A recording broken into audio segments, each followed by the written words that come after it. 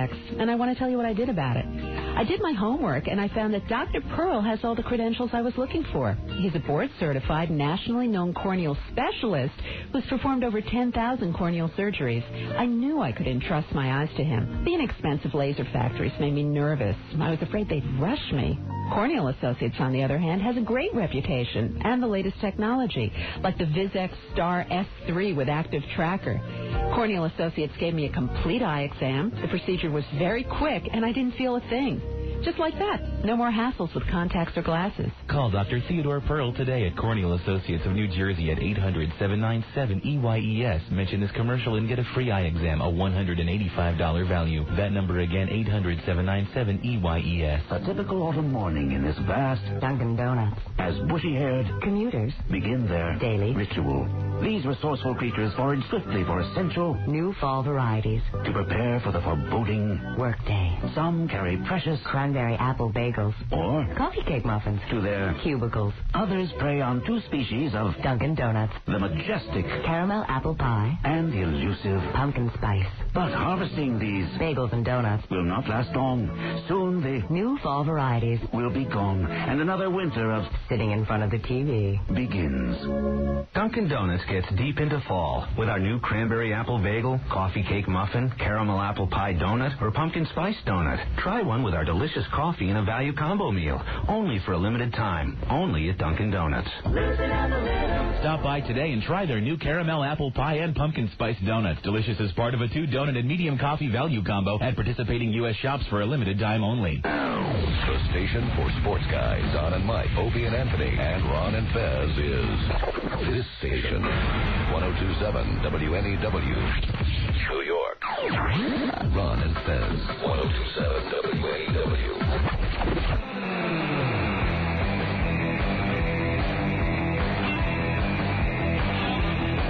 Back from vacation and on 102.7 WNEW, we're Ron and Fez.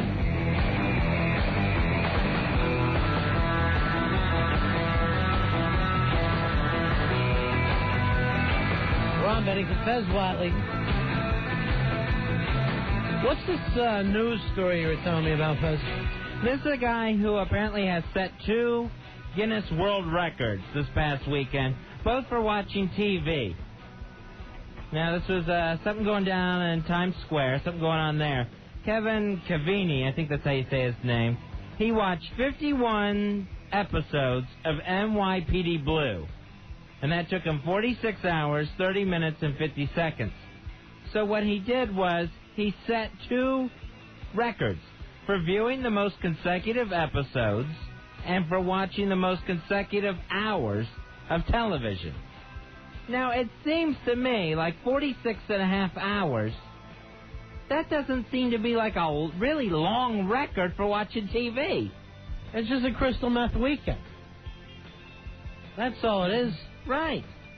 Who can watch TV for 48 hours? I mean, when you see other records like flagpole sitting or whatever. Flagpole sitter. Well, all right, let's go over some of this. You figure that the roller coaster ride thing was longer than 48 hours. Right. And then you're sitting, you're getting twisted around on a roller coaster. This is all you have to do is stay awake watching TV. This record seems like it should be at least twice that. At the minimum. This record should be like 200 straight hours. Yeah. Because what are you doing? You're watching TV, plus, according to the rules, got a 5-minute break after each episode, and then a 15-minute rest after every 8 hours. So you can nap for 15 minutes. Right. After 8 hours of watching TV. You can go to sleep for 15 minutes. And you're getting a 5-minute break after each episode of the NYPD Blue that he watched to go get a snack and use the restroom. What's this guy's name? I believe it's Kevin Cavini. That's a fake name. It's a really long name. Kevin Cavini is like Kevin in Italy. Robert Roberts was quoted as saying. So, and then he just ate a lot of candy. He says he ate a lot of candy, drank coffee, and drank Coca-Cola while he watched.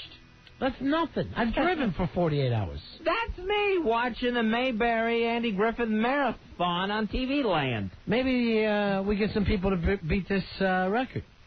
Maybe that's the angle. Because it seems completely doable. Of course it's doable. And you're taking a 15-minute nap every 8 hours? Now, You can't do that. The thing that would get me is watching NYPD Blue over and over again. That might put me out. Well, that was a smart thing. They thought of that and thought, I'll have 2 different records.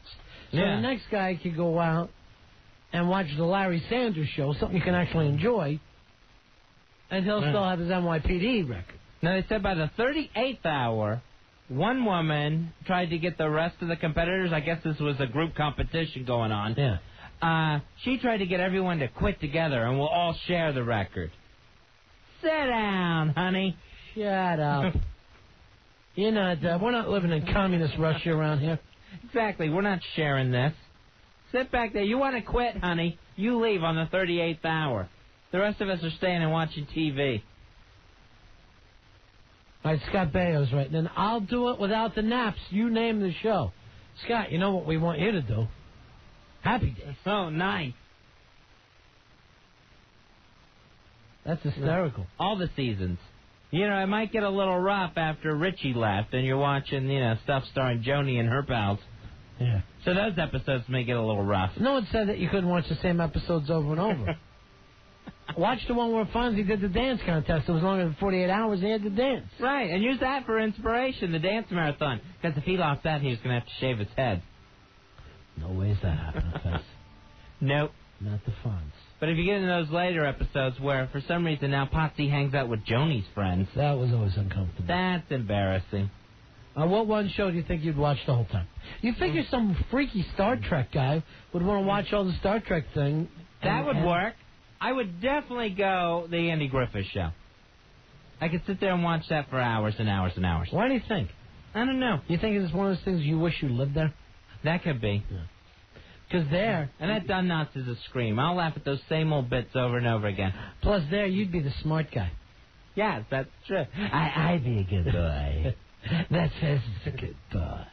Yeah. Sideburns are a lot easier. I hate somebody having a record that isn't that damn good. I have 46 and a half hours to watch TV. Yeah. Someone should, that's jogging. That's a bad record. Adam, you're on Iron Fest. Hey, Adam. Hey, what's going on? Hey, buddy. Good. I think I could beat that record you were saying, the guy watching TV. Yeah. Al, I want you to look into this. NYPD Blue? Yeah. Maybe we'll do I watch TV for a full weekend. And did they get in the Guinness Book? What's that? I'm trying to find out whether we get in the Guinness Book or not. Yeah, we could. I could do it. Are you going to do it, Al? Are you going to represent me and Fez? You're just making it up, Al. You don't know the answers to the Guinness World Records. Yes, we'll be on page 9. Instead of just yelling out stupid stuff, I want you to know the end. Adam, what show would you watch? I don't know. Real World. I can watch anything. Yikes. I don't know. All right, thanks, Adam. We'll look into this. Maybe we're going to do this. Because this seems completely doable, and in under 2 days. In under 2 days, you have the record for watching TV. That literally is about a spoon of crystal meth. I may get some Oreos and just try this weekend. On my own. You trying to get people to send you free Oreos again? No. Hey, Mikey, you're on a Fez. Hey, how's it Mike. going? Yeah. Hey, I got an idea. It'll be the equivalent of TV's Hell in a Cell. The right. Joni Loves Chachi Marathon. Ouch. Whoever can endure Joni Loves Chachi for 48 hours deserves a medal. Maybe they'll end up dead, but it's worth a try. All right, thanks a lot. How many of those episodes do you think there were? 6. You're watching the same 6 3 over hours. and over You're again. watching 3 hours worth. That's going to kill you. That's it. I've seen everything that Joni and Chachi have done. What if you watch something really like Bonanza? I've seen everything that Joni and Chachi's done. Hey, Eric, you're on a Fez. Hey, Eric. Guys, what's up, buddy? Hey, buddy. Yo, can you watch anything you want? Yeah. Anything? Batman. Put them in. Set them up and knock them down. The TV shows or the movies? Oh, the TV shows. Are you kidding me? Especially ones with Batgirl? I could do that. Yeah, you can't spank. You can't spank. That's just going to tire you out. You try spanking. You know what? I know you're a big Batgirl fan there, Eric. I'd nail all three of the cat women before I even went into even that. Eartha Kitt. Eartha Kitt boosts you right in the air. I would actually start with Eartha Kitt. Nice. Well, Julie Newmar, I'd much. Yeah. All right, No, sit. here's a good trivia question. Can you name the third one? Julie Newmar, Eartha Kitt, and... She was only in the movie, in that first movie that came out this first season. Her name escapes me right now. Lee Merriweather. You got it. Very good, Fezzi. My man. Way to go. All right, You know, somebody didn't write that on the screen. They weren't cheating, No, were they? nobody cheated. Did Al Dukes know that one? Believe me, Al Dukes wouldn't know anything other than when he grows up, he wants to be Lee Merriweather. Eric, I'm standing here with a Riddler tattoo. I know a little bit about the Batman. Thanks, Nice. Eric. A Riddler tattoo. Not that I'm proud of. I'm thinking of getting that Green Lantern one. All right, now look who wants to do this stunt. Somebody we haven't heard of in forever. Circus Boy. Hey, Circus Boy. How's it going, guys? Hey, where have you been? I was on vacation. I went to the Burning Man Festival in Nevada. I just got back today. Now, how was that? It was amazing. It was like the best experience of my entire life. Isn't it too damn hot, though? During the day, it's like 100, but at night, it's like 40 or 50. Oh, I thought it gets to like 120 during the day. No, there's no humidity, too. It's a lot better than here. You don't really sweat. It's just hot as hell. Yeah, but that's the problem that you're not sweating. You can end up dying in the desert like that. Oh, no. It was insane. It was just like, 30,000 insane people together for 8 days in the desert. Were you tripping? A little bit. Some mushrooms, Some peyote? No, I wish. Couldn't find any. Who'd you go with, Circus? I went with a couple of my circus freak friends. Yeah. All right, that's cool. So, I was thinking, I think I could double this guy's record. How long do you want to do it for? I could do it for, 5 days, 6 days. I don't know. Here's the thing about you, Circus, but you always say you can do something, then you can't. Right. I can't. And then we don't hear from you forever again. I don't even need to sleep. I can just watch TV. I can stay up for about 66 hours straight without even sleeping. Have you done that before? I have. That's the longest I ever stayed up without even sleeping. Why? Just to see if I could. Were you doing drugs? No, sometimes we get bored, like you party all night, and then, you want to go do something during the day, and then the party happens that night, and you don't really want to go to sleep because you don't want to miss a good party. Yeah. What about this? I mean, we could check with the other shows, but we could just stick him in the corner at NEW and see how long he could go. Yeah, I'll take a couple of days off of work and just come and sit in the corner and watch, maybe South Park episodes. He's not even listening to me. He's the Burning Man. He's the Burning Man. He's all weirded out. Hey, you know what the best thing I like about Circus Boy? Circus Girl. Oh, yeah. Circus Girl's here, too. You want to talk to her? When is she coming back in? Probably soon. She's in my room right now listening to us. All right, yeah. Ask her to come on in. Oh, well, you want to talk to her? Yeah. Sure. Hold on 1 second. Yeah. Hey, Hey, come here. Hello? Hey, baby. How are you?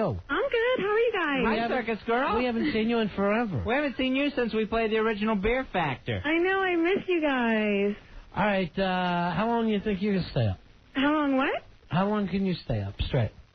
Can I stay up straight? Yeah. Oh, probably not long. I like sleep. Yeah. Yeah. Good. Yeah, I like sleeping. Ronnie, she's passed out again.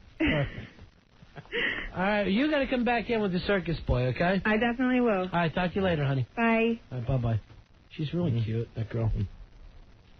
Really, really cute. Al Duke, she should have been here the night you peed yourself. I wouldn't have wanted her to see that. Everyone else in the room did. And Circus Girl, when we played the original Beer Factor, she went toe-to-toe with you, Al Dukes. Little girl like that went toe-to-toe with you on beers. But I didn't lose to her. That's true. Now, Only because the show had to go off. A lot of people are sending in new beer drinking games, Fezzi, that we can start playing on Friday nights. I love it. I'm looking at one right here. Beer pong is a game. So, you have 10 cups set up in a triangle shape. The back row having 4 cups, the next row having 3, then 2, and finally 1 cup. Each side of the table. You stand on one side of the table and try to throw a ping pong ball in the air into the cups on the other. It's a fun drinking game, and you get more drunk and it becomes hilarious. I don't understand. Do you have to drink if it lands in a cup? That's what he's got to explain to us. Right. Do you have to drink all the cups that are in that row that you land in? Or another one that got sent to us was called Power Pitcher, where you have 2 teams, and they have to kill a pitcher of beer together. So it's like my team against your team. All right. Have to see which 5 people on each side. Full pitcher on the end of the table. Object is to finish the pitcher before the other side's pitcher is done. Just slamming pitchers. Yeah. So I like some of these. That one comes from Nick. And that one, are you pouring glasses for everybody, or are you just passing the pitcher around? Yeah. Probably be faster to pass. Hey, Pantera writes in, I think Al has a real crush on Circus Girl. Listen to the Beer Factor tapes, and you'll see that Al sticks up for her the whole time. Drunken Al Dukes. Al, why don't you get drunk on Friday? Oh, come on. I could do that. Yeah, good. All right. I love when you get drunk. You're funnier than Danny Bonaducci. You rock, Al. All right, is this Pia on line 5? Is that the way we're pronouncing it? That is Pia. Pia has a big... Spy report. Spy report. Oh, Spy report. So let's check this out. Interesting. Hey, Pia. Hi, Pia. Hey, Ron. Hey, how you doing, honey? Pretty good. Okay. So you have a... Spy report. Spy report for us? Yes, I do. Yeah, what happened?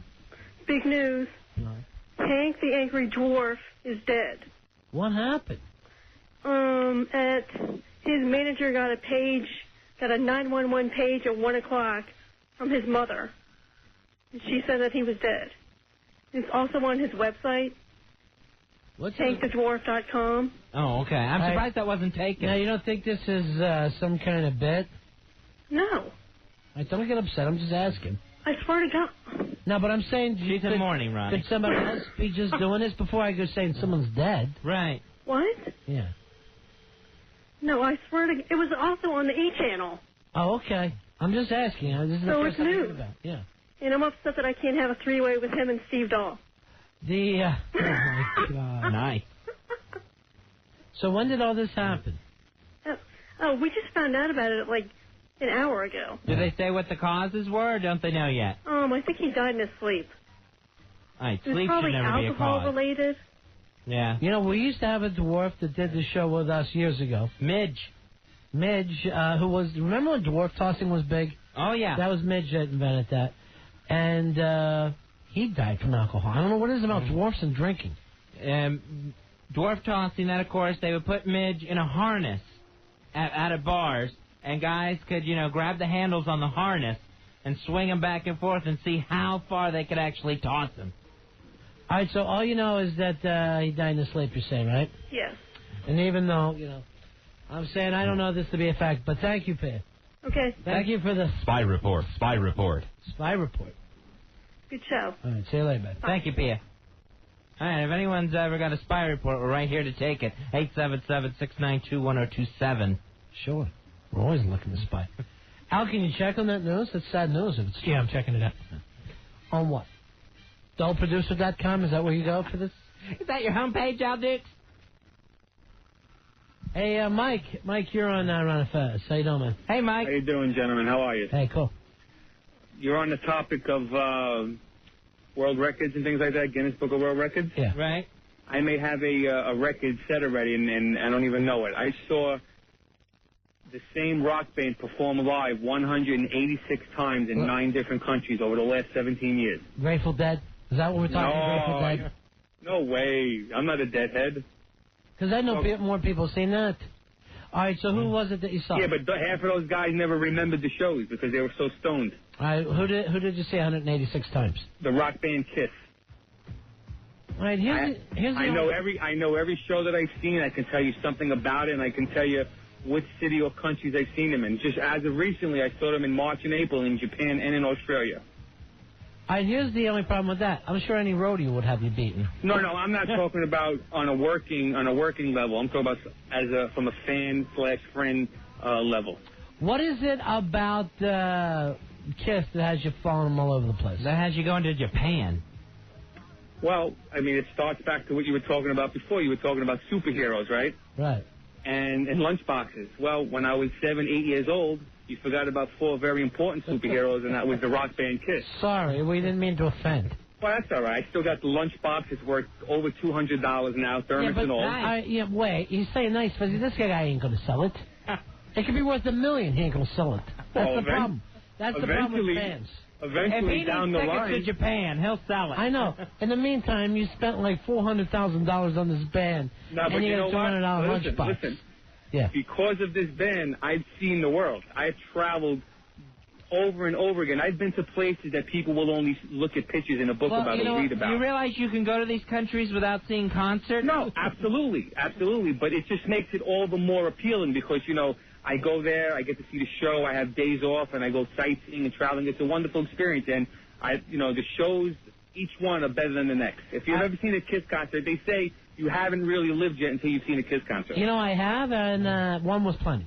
All right, here's Kevin. Well, I guess you've lived. Yeah, I've lived, and I've loved. Almost. All right, hold on, Mikey. Kevin wants to talk to you. Kevin, you're on with Mike, the Kiss guy. Yo, man, this guy is a major loser, man. How much money in tickets has this guy blown in his life? You gotta be kidding me. Including airfare. Dude, you gotta be kidding me. They have the same goddamn show every single time. You gotta be kidding me. I'm sorry. Listen. Are you blowing Gene Simmons? Let me ask you. Or Paul Stanley? Right. Come on and see us play. All right, thanks, Kevin. Listen. All right, hold on. Mike wants to Ron say Faz, something. I'm sorry, I didn't get to hear that jerk-off's name. What was his name? It was Kevin. Yeah. Kevin, I have never paid for a ticket to see Kiss. Why not? How's that? That's got to be a record. You know, there you go. Listen to this. Why haven't you ever paid? Imagine if I had to pay $100 a ticket, which is what they charge. Well, hold on. Why haven't you had to pay? Well, because I've established, a relationship over the years, like a friendship, as being a loyal fan over the years. What kind of fan are you if you never paid for a ticket? Listen, That's and not as a fair. courtesy, I guess just as a courtesy, they say, here you go. And I'm not alone. There are lots of other people like me. So they are just taking their friends and putting them. They're not really selling out these shows. They're giving tickets to their friends. No. The reason why they can afford to give away tickets to friends is because they're selling out the shows. All right, hold on. Here's Rob. Rob, you're on Mike, a guy who saw Kiss 186 times in 9 different countries. We're checking to see if this is indeed a record. Yeah. Listen, and we're talking about Japan 3 different times. All right, hold on, Mike. Go ahead, Rob.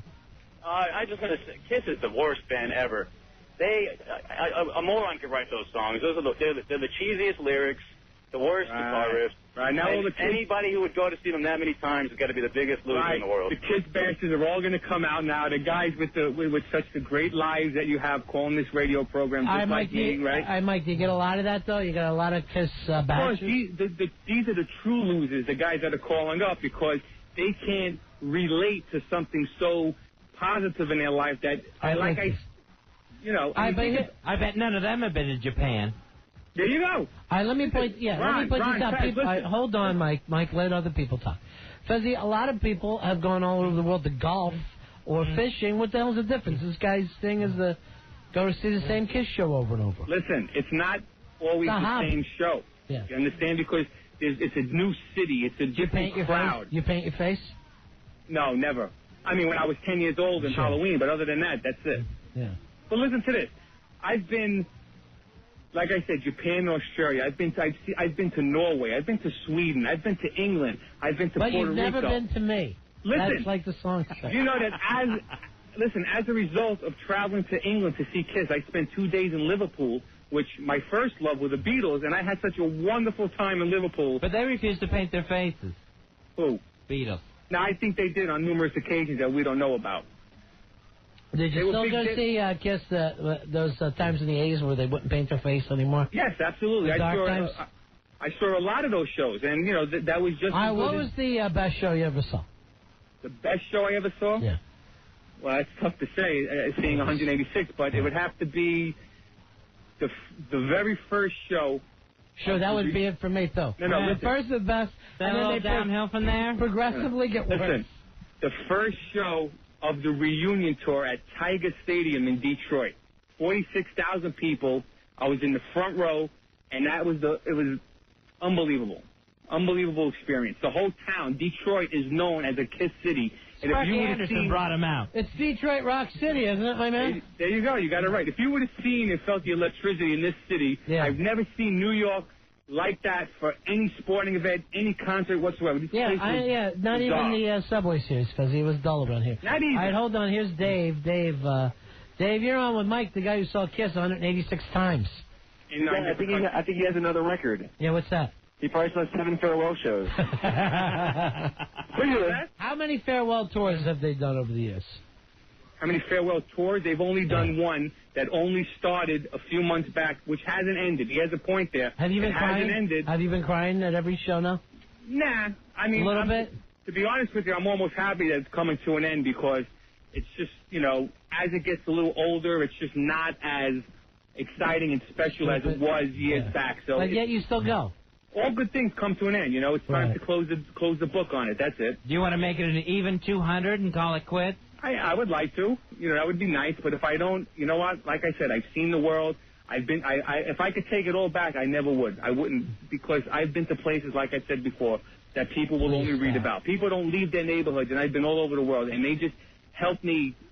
They help you rock on, right? They help you get the rock thing going. Do you have all 186 of your ticket stubs? Absolutely. He never even. Oh, really? No. I thought you never Even paid. though I don't pay, I do get tickets, though. I get complimentary tickets. But let me tell you something. I have. All right, hold on. Timmy wants Something to say. frame, right? Hey, Timmy, you're on with Mike, the guy who saw Kiss 186 times. Paint your face like Peter Criss and go to the Bay City Rollers concert. Listen, Ron, Faz. Yeah, so would that still be fun for you, Mike? Ron? Yeah. Faz? I have a Kiss collection of the toys and the games and the memorabilia throughout the 70s that's worth well into the tens of thousands of dollars. What's the crown jewel in your Kiss collection? Well, there's many different things. I have the pinball machine from. You've got Ace Frehley's sperm. I have some of that. Listen, Have you seen? Let me ask you this: have you seen him naked ever? Never. When you're backstage? Never. I don't want to. I've seen the girls that they or we do naked. Did you ever? Oh wait, now you're part of the band. I've never seen them. Yeah. Did you ever meet Cher when she was with Gene Simmons? No, but let me tell you, I've met so many different people throughout the world, friends, Gino Manelli, even celebrities that I've met through a course. All right, give us some of the Kiss celebrities you met. The Kiss celebrities? Yeah. I am not a retard. Yeah. That you've met through these concerts. I've met Todd McFarlane, the guy who bought Mark McGuire's ball. Oh, Mr. Spawn. Yeah. Yep. It's a big celeb. Because he's the gentleman who made the Kiss figures as of a couple of years ago. All right, who else? That's it, right? No, I met Sid Spanky Fernandez. McFarlane. Sid Fernandez. All right. Now we're in big trouble with this big celebrity hangout. Sting. Which Sting? The wrestler? No. Or the guy from the police. The musician. How about Shannon Tweed? Oh, God. All right, so they get the big stars backstage. Yeah. This is only after 186 shows. And, you know, you're talking about all the musicians throughout the 80s and 90s, all those hair bands. I've met them numerous times at their shows. Who have you met? Warren? Let's put it this way. I saw Kiss. Listen, hey, don't laugh. Warren was big, but listen. Please, I know. Listen, believe me. I saw Kiss in Las Vegas, right? Yeah. In 96. And you know who was at the show? Begging for a quarter? What? Listen. At the show. He saw Ace Frehley fighting a seagull over a French fry. The two of them just going at it, seeing who would get this French fry. All right, go ahead. At this Las Vegas show, it was, in the audience, was Don Dokken. Wow. Now, how good were his seats? No, but listen. He's in the third tier. Listen, at the time, he was a big name. Don Dokken, Michael Anthony from Van Halen. Nice. All the guys from Slaughter. Wow, the Slaughter Boys showing up in force. There you go. Was everybody crying when you heard Beth? Nah, only a few people in the front row. Yeah. Although I have to admit, I have to admit that the first time that I saw Peter sing that song live, yeah, you cried. You know, it did send goosebumps. You know. Why? Well, you know, because me and the boys. Big Cat singing, Is it because me and the boys are playing all night? That's it. He thought he went to Cats. He went there accidentally.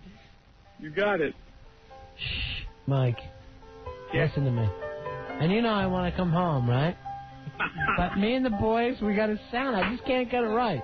You know, I'm trying my best. You know, I'd love to get home. You're doing all right. This may be how we ought to start and end the shows now. Ronnie Line 6, best calling. I'll let him know, man. I'm trying. I can't get the sound. One more thing, guys. Hello? Yeah. Go ahead.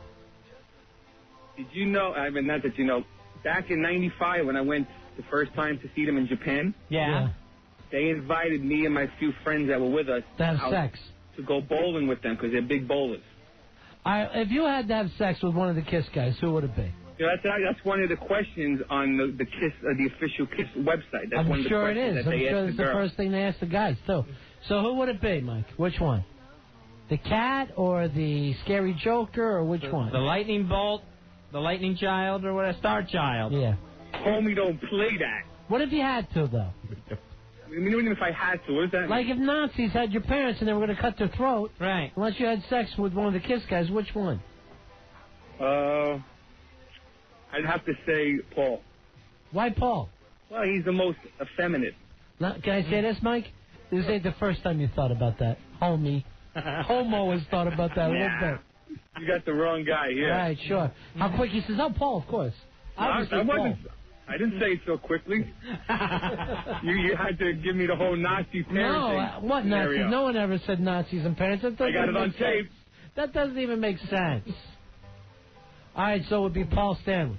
Yeah. Yeah. All right. When's your next show, Mike? What are you going to go see next? Well, unfortunately, there are no shows right now lined up. That's it. It's over. Everything's on hiatus. Hey, it may be over. Who knows? But everything's on hiatus right now, put on hold. You know who would love to have you in studio was Eddie Trunk. Yeah. Just I've been up there. As a matter, I was up there Sure. like a year ago. I went I'm up sure. with listen. I went up there with Bruce Kulick. He did a special, a Kiss special, and Bruce was the guest. Sure. And I went up with Bruce just to hang out with Eddie. I know Eddie, I'm sure you do. Eddie's seen him 184 times, so he's breathing down your back. Eddie, as a matter of fact, Eddie was on the plane with us when we flew out to Detroit in '96 to see the first show. Yeah, I know. He loves those guys. I know. Eddie wanders onto planes. We have a lot of trouble with that. A lot of people don't know this about Eddie Trunk, but he's always in full Kiss makeup when he does his show. I believe it. When he does those special Merry Christmas specials. Yeah, Merry Christmas. I love that. That's my favorite time of the year. Eddie's good people. Yeah, all right. I even have my plate on my car about Kiss. What about the one in your head? No, that one I'm waiting to have it taken out, then I'll have it stamped. I'll put the Kiss logo on it. You guys gonna buy a Kiss coffin? Yeah. I don't want to put you in it tonight. All right, Mikey. We got Alan Hawk digging already. All right, it's been fun, guys. All Have right, a great thanks, evening. Mikey. You too, pal. Way to go. Good luck with that. I don't know. Let me call Earl. Earl, have you ever heard of anybody who's seen a band more than 138 times? I'm sure Deadheads. Oh, there's plenty of them. There's Yeah. plenty of losers out there that do it. What's the most you've ever seen one band, Earl? And you see a lot of shows. I've seen Living Color 12 times. And I consider myself a loser for saying that. Yeah. You mean that TV series? No. We've all seen that 12 times. No, the band. Oh. No, I've seen them 11. I've seen them 12 times, and I was strongly. They're doing some more shows at the end of the month, and I might fly out to see one of the shows. And I'm like, You're the next Mike. And I'm like, I am such a. And I think 12 is like a small number compared to this guy. I'm like, and I That's think so I'm a ridiculous. loser. Yeah, you are. You're going to get the Living Color coffin. No. You know how much that Kiss coffin costs? How much? Like $6 or $7 grand. Yeah, well, you know, it's worth it. Airbrush, so nice. You know, hundreds of years from now, they dig it up and they go, what the F were people doing back at the turn of the millennium? I know, they're going to think we're savages. Just savages. I'm trying to think who I've seen the most. And then, you know, the weird thing is probably some opening band. Yeah. You know? It was probably somebody who, you know, toured constantly opening for headliners. It was probably... I've known people that saw the Dead hundreds of times. I can't imagine. Once is plenty. Even then, I'm leaving during the encore to get the hell out of the parking lot. And spending half the time looking around for the guy who sold me paper as acid. Thank you very much. Here's Jennifer. She wants to talk about her little crazy obsession. Jennifer, how you doing, hon? Hi, Jennifer. Hi, how you doing? Yeah. I just wanted to know if there was something wrong with me since I've seen Fish like 38 times and I toured all the way down to Florida for a festival for What New Year's. are you getting out of that, hon? Yeah, it's fun. I mean, what's the bit? Are you doing ecstasy the whole time? Do you wear the fairy wings in the whole bit? No, just the long dresses. All right, would you ever get backstage? No. We'll never get to go to the Geek Boys for, get No. backstage? No, just hanging out, dancing, drinking. You call it that? What you do there, dancing, huh? Well, okay. I guess legally, there's no way we can stop that. But Yeah, it's I very think, interpretive. right? You turn the music off, and it looks like the person's having a fit. Someone's putting a spoon in your mouth to Right. keep you from Have you ever swallowing been your to a tongue. Fish show? So what? Have you ever been to a fish show? I thought you said Kiss Show. I got so weirded out I didn't know who I... Yeah, I've seen fish. Well, you want to be here for the holidays for Eddie Trunk's Merry Fishmas. Everything he's doing. Drives me nuts. All right, honey. All right, see you. No, more power to you. Like your bands. I had to stop him that one year. He was trying to do Merry Christmas. And not even the little guys who jump. I mean Christopher Cross. Oh, sailing? Yes, the Ride Like the Wind. Boy, after you get past the Ride Like the Wind, you got one bad Christmas. I was watching I guess it was one of those MTV anniversary shows. Sure. Where they're talking about how video changed the music industry and everything, and everyone had to have a video. And they're talking about Christopher Cross and basically saying the man's career was over because he was too fat and hideous to be put on TV. That the man's career ended. They should have stapled his ass like they do nowadays. He'd be fine.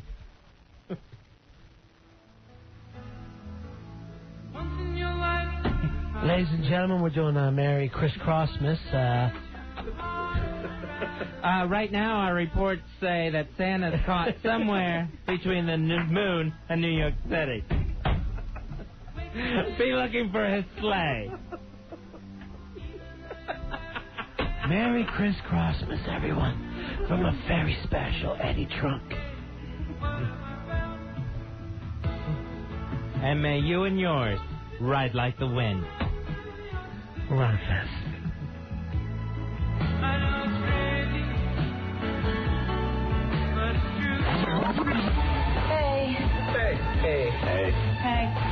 Hey. Ron and Fez, 1027 WNEW.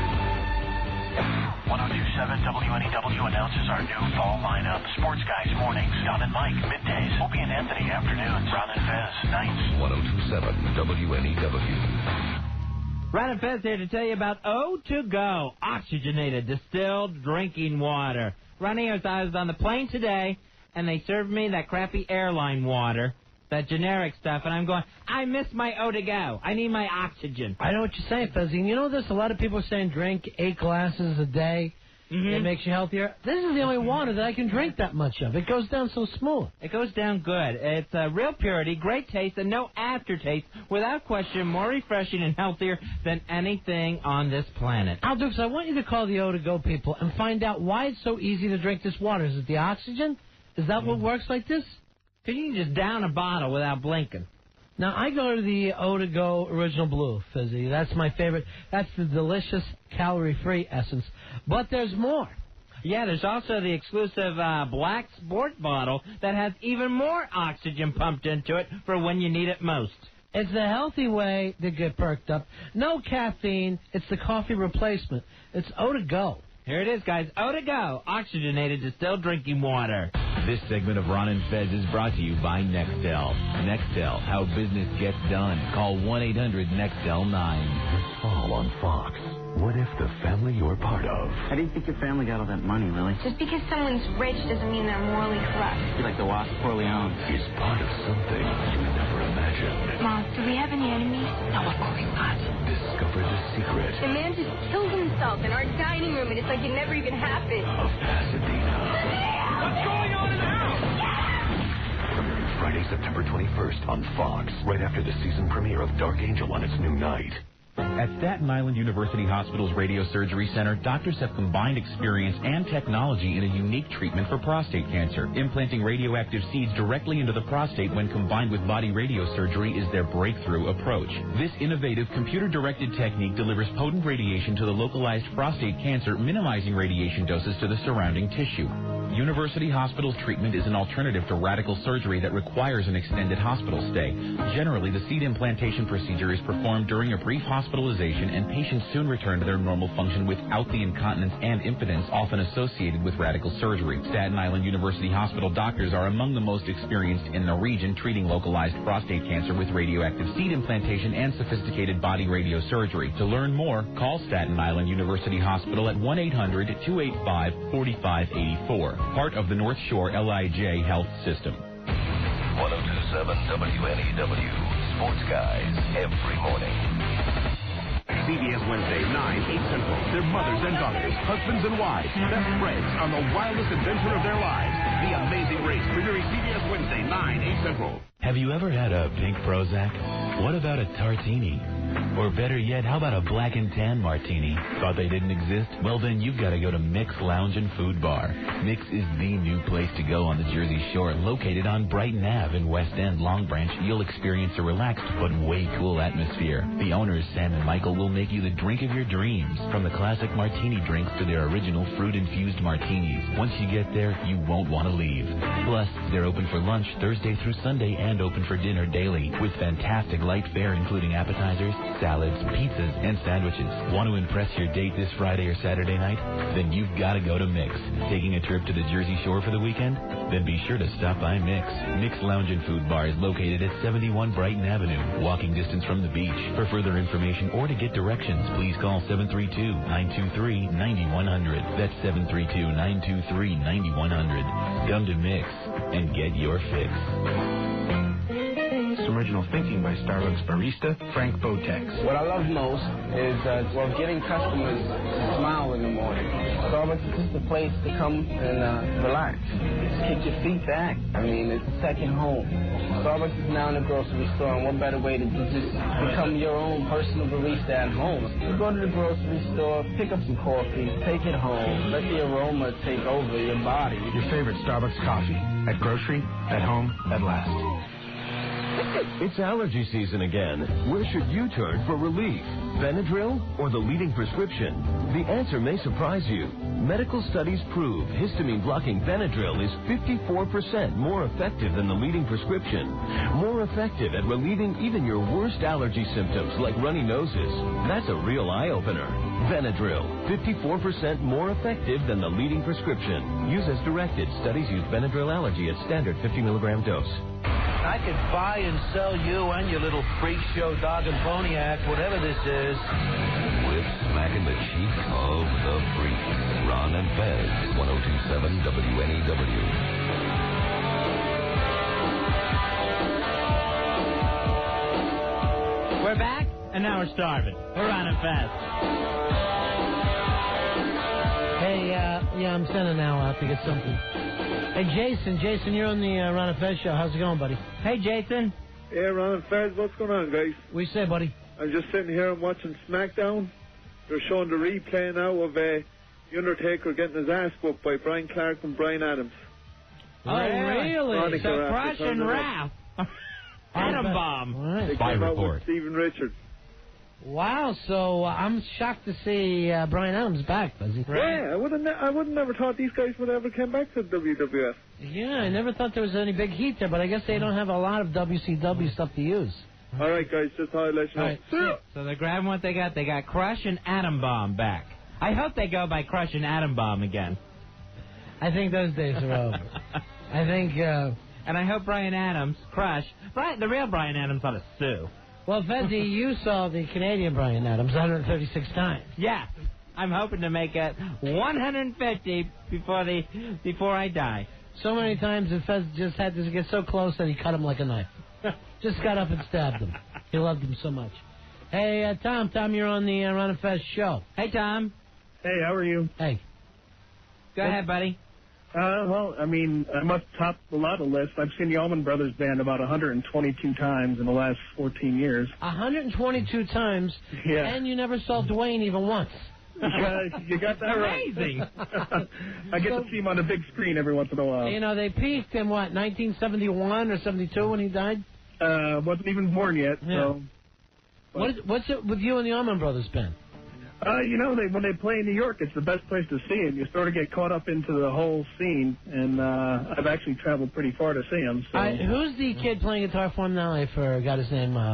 Derek Trucks. Derek Trucks. Yeah. Fezzi and I had Derek Trucks on our show when he was 12 years old. And the weird thing is that his parents then thought that he was like a reincarnated Dwayne Allman. And we went, okay, bring the kid on. The kid played at 12 blues guitar like I couldn't believe. Now he's Dwayne's old spot. Right, we couldn't argue with the reincarnation theory. But isn't that weird? That little boy Fezzi grew up to be in Dwayne's old spot. Marky Mark pulled that off, I think, in his new movie, Rockstar. All right, thanks, Tom. Hey, thank you. Now, Skinner, who's the member of Leonard Skinner who just passed away not too long ago? Which one is it? Leon Wilkinson. Right, they're putting a hat rack on stage for him. I guess Woody's giant top hat. All right, so yeah, they put his top hat on a hat rack and have a spot like that on the stage. So there's like 2 of those original members left. Wow. Hey, Pat, you're on Ron and Fez. How you doing? Hey, Pat. Hey, what's up, guys? 3201. Card holder 32. Thank you. I haven't talked to you guys in forever. How's everything? Well, it's good. How you working? Working. Now, you were talking about beer pong.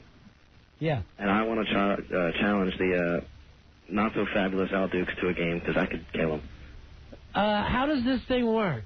We tried to figure it out, but we don't know how the game works. You just get like a table, like a ping-pong-sized table, and you set up cups, and you got to throw them into the cups. And the cups are filled with beer? Well, it's like halfway. And then the other guy drinks?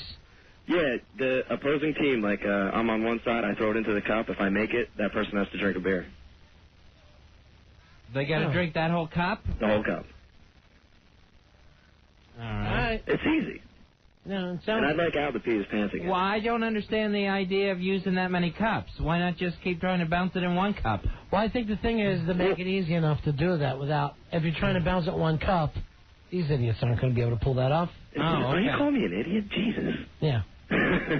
All right, thanks, Pat. Later. So it's like that goldfish thing at the fair, where you throw the ping pong ball and you hope it gets in one of those little goldfish bowls. Yeah. The replay from Friday night was you drinking when now?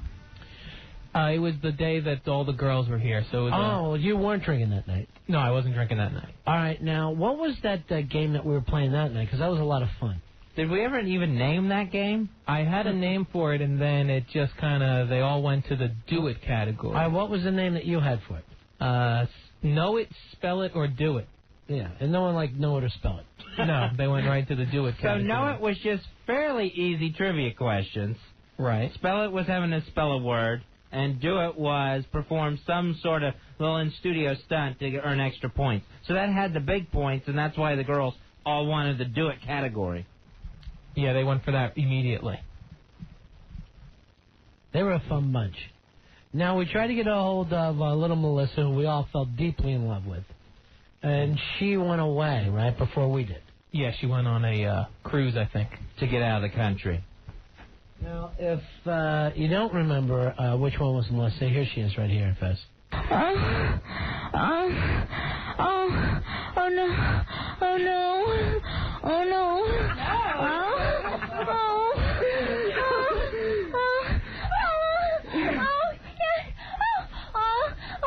Yes, please. Oh, please. Oh, please. Oh. Wow. All right, that was her from the do it category. Now, she came in here like the little girl next door, but a couple of cocktails, and she's acting wild. And we found out from her brother that the whole family was home listening to that. And you said that her boyfriend was out in the lobby, and he wasn't too hip to it, right? No, he didn't look too happy. Well, he seemed okay to me. He was very friendly with me. But you and, I guess, Billy Staples said he seemed a little put off. Yeah, he was definitely put off. By the way, I understand Billy Staples has a big gig this Saturday. Oh, yeah? The Airsick guys. Where are they going to be appearing at, Albert?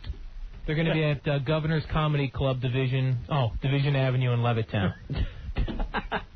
All right, try to promote it like it's an actual good thing. Little excitement. The Airsick guys, Billy Hine and Paul Bond, will be at Governor's Comedy Club, which is on Division Avenue in Levittown. All right. So when we come back, we'll play a little bit of their music. But I'm looking up, and look who it is. It's the very cute Melissa. Hey, Melissa. How you doing, honey?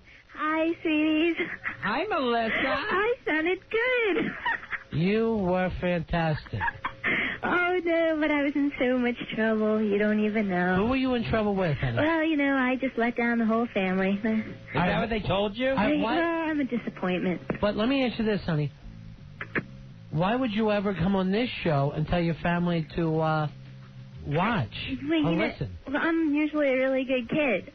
Yeah. And I just then I was like, then I told Al I would, do one for the team. I was very into being there and giving a good show. And so then I was like, well, so what? They're listening.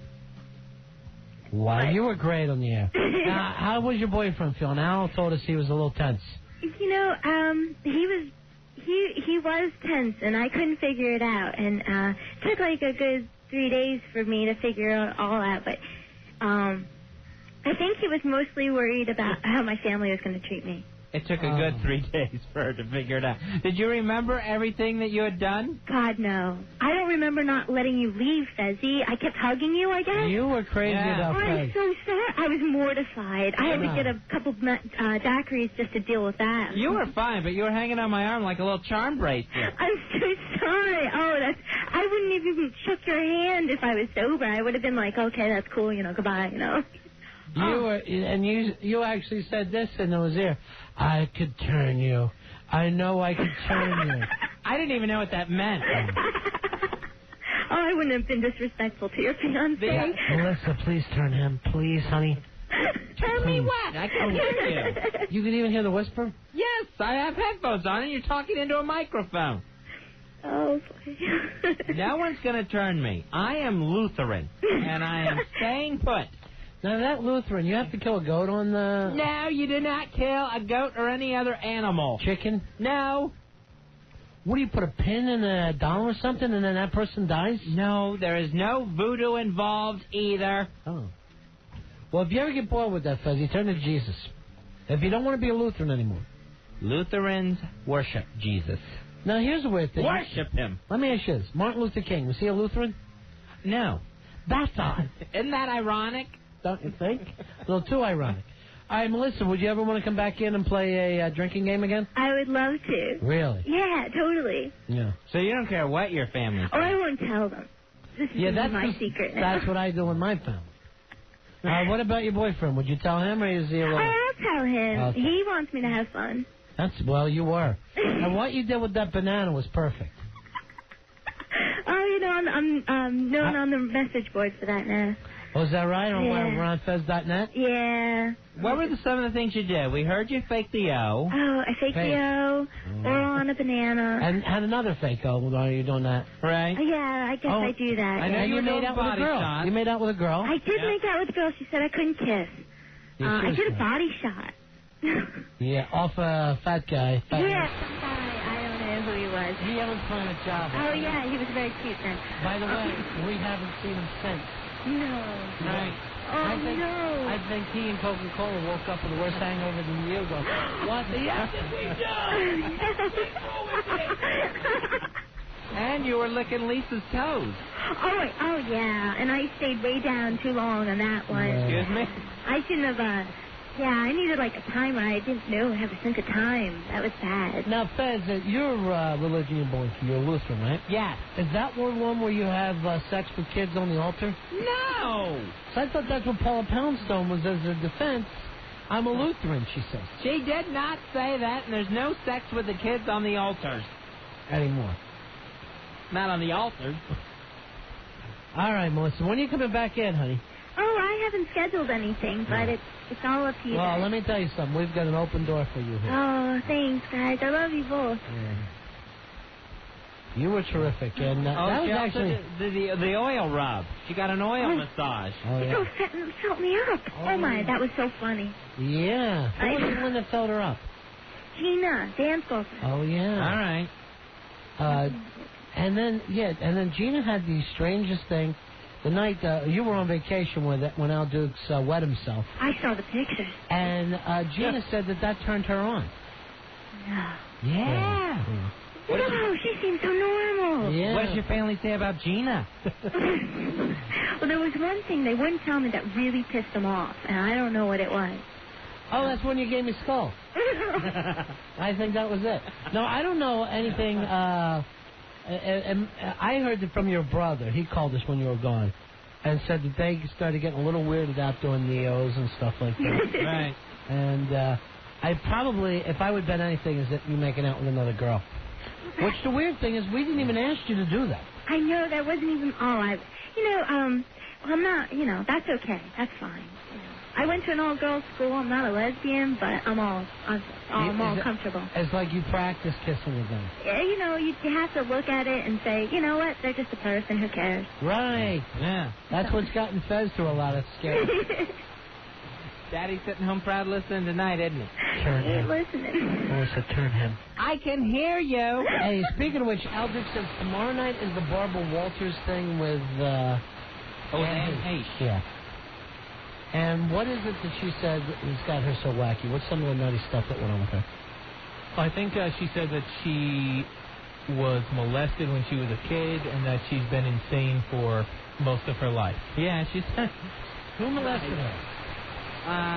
Abused by her father, she said. All right, so because of that kind of made her look crazy? Right, she said she was sexually abused by her father and was mentally ill for the first 31 years of her life. She even said that... How old is she now? I don't know how old she is. I thought they said 32. Yeah, I wouldn't... Okay, yeah. so she's been sane for a year, is what she's trying to say.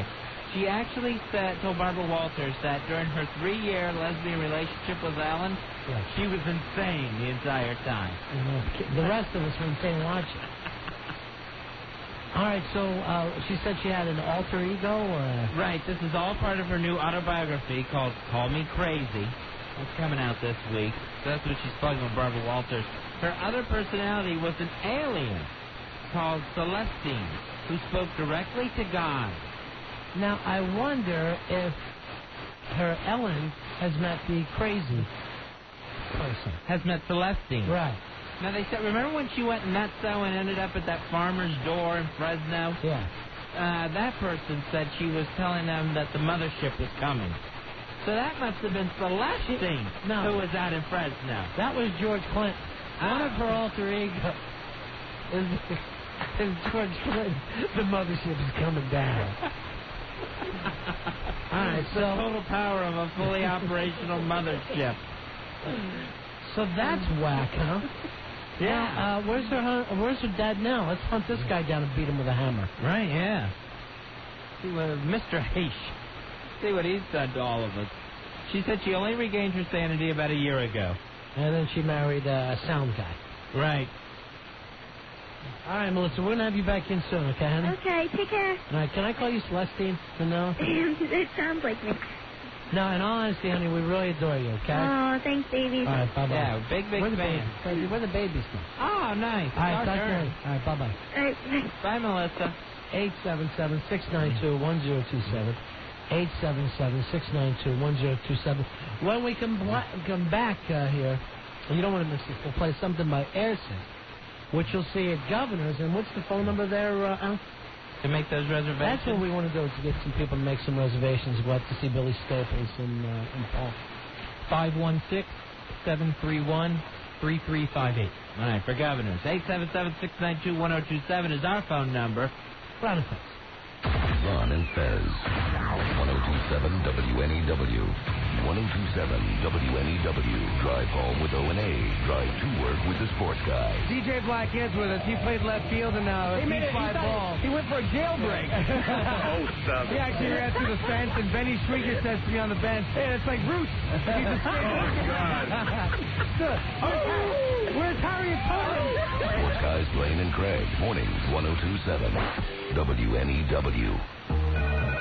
Toyota Audition Hotline. And Toyota Audition Hotline Legal Counsel. May we help you? I'd make a great spokeswoman. I just got the $79 Toyota Street Smart Brake Special, and I couldn't be more pleased. You'll have to sign an affidavit. Sure, the service was excellent, and... Interpreted, ballpoint pen, ready, not acceptable. And they installed genuine Toyota front brake pads. Inspected all the hardware, the front and rear rotors and drums, and with the labor and all, it was only $79 plus tax. You know, the price did not include hardware or resurfacing of rotors. I know, but I didn't need that, and I was able to do it on Saturday. They offer Saturdays? Isn't that great? I'll say. Now, was your vehicle a V8? No, a V6 4Runner. Because prices for V8s could be higher. That sounds like a disclaimer. For the really short one, which gives us time to repeat. The Toyota Street Smart Brake Special is only $79, and your local Toyota dealer is open on Saturdays. Call for details. By the way, she's good. I know. And while you're at it, let your Toyota dealer do a Street Smart oil change for just $19.95 plus tax, maybe even less at Express Lube Toyota dealers. V8s and Previas may be higher, but hey, it's still cheap. This fall on Fox, what if the family you're part of How do you think your family got all that money, Lily? Just because someone's rich doesn't mean they're morally corrupt. You're like the Wasp Corleone. is part of something you never imagined? Mom, do we have any enemies? No, of course not. Discover the secret The man just killed himself in our dining room, and it's like it never even happened. of Pasadena. What's going on in the house? Premiering Friday, September 21st on Fox, right after the season premiere of Dark Angel on its new night. The station for sports guys, Don and Mike, Opie and Anthony, and Ron and Fez is this station, 102.7 WNEW, New York. Okay, Rosie Outfitters, I'm Tina. How can I help you? I'd like to place an order. Great. Which item? The cotton roll neck sweater, large. Okay. Periwinkle loaded or caramel? The caramel, please. The what? I'd like it in caramel. Oh, the caramel? Yeah, that's what I said, Tina. Actually, you said caramel when it's pronounced caramel. Can't we just call it yellow? No. Everyone knows the best part of a Milky Way. They just don't know how to say it. After all, it's our caramel. It's caramel. That makes a Milky Way great. 102.7 WNEW, Don and Mike, middays. Hey guys, in a recent survey, 67% of women asked that they were unhappy with the size of their male partner. Turns out, size does matter to us after all. 90% of men possess the same size, but who wants to be just average? If you're a man and having additional size would make a positive difference in your life, we have a non-invasive solution. That's right, no pumps, no weight, no surgery. It's a pill. It's called Longitude, and it's guaranteed to make you at least 1 inch larger in 30 days or it's free. Just think of the upside. Longitude has documented success in male growth of up to 3 full inches, so go for it. Results are evident in just a few short weeks. Call now and order your bottle of Longitude by having your credit card ready. 1-800-518-3492. That's 1-800-518-3492. Imagine the look on her face if you were up to 3 inches larger. Call now, 1-800-518-3492. That's 1-800-518-3492. Or visit them online at longitudecapsules.com. How you doing? I'm Tom. And I'm Tom.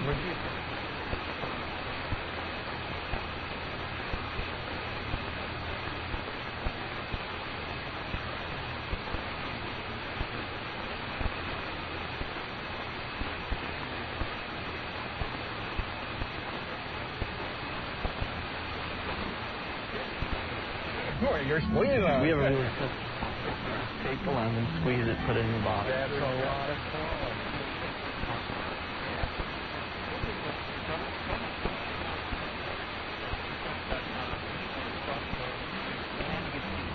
You actually win the truck. What is it called? The Get Mobile Giveaway. Getting Mobile. Other great prizes are available.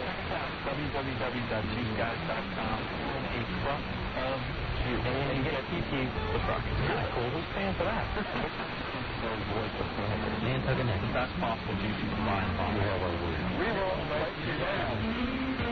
Hey, we're the guys from Smooth Movies. You probably heard some of our tunes. This one's here, though. Yeah, we're the guys who play the music you hear when you're on hold. On hold music that you might not be hearing too much more from us. Now with Nextel Direct Connect, it's that digital two-way radio feature on Nextel phone to let you get right through to any Nextel customer in your local calling area. Friends, family, co-workers, anyone. And that hurts us bad. Apparently you even save money because you won't chew up on your phone. No, fine. Come on with stuff like that. Nextel Direct Connect just saves too much time. I won't be put on hold anymore. You need to know more about our sweet brand of funky hold music. Nextel Direct Connect. Get right through. Visit Nextel.com or call 1-800-NEXTEL-9. Get free incoming calls when you sign up for a Nextel free incoming call plan by September 30th, 2001. New activation credit approval and a 1-year promotional agreement required. Shop at Nextel.com or call 1-800-NEXTEL-9. Owned by Motorola. You scared me. Stop it. And he's searching there. Now, straight I guess you won't catch her munching under Anna's dress. Not by sexual, no more girl fascination. She turned in her gay resignation, back from her lesbian vacation. Not bisexual, hates vagina.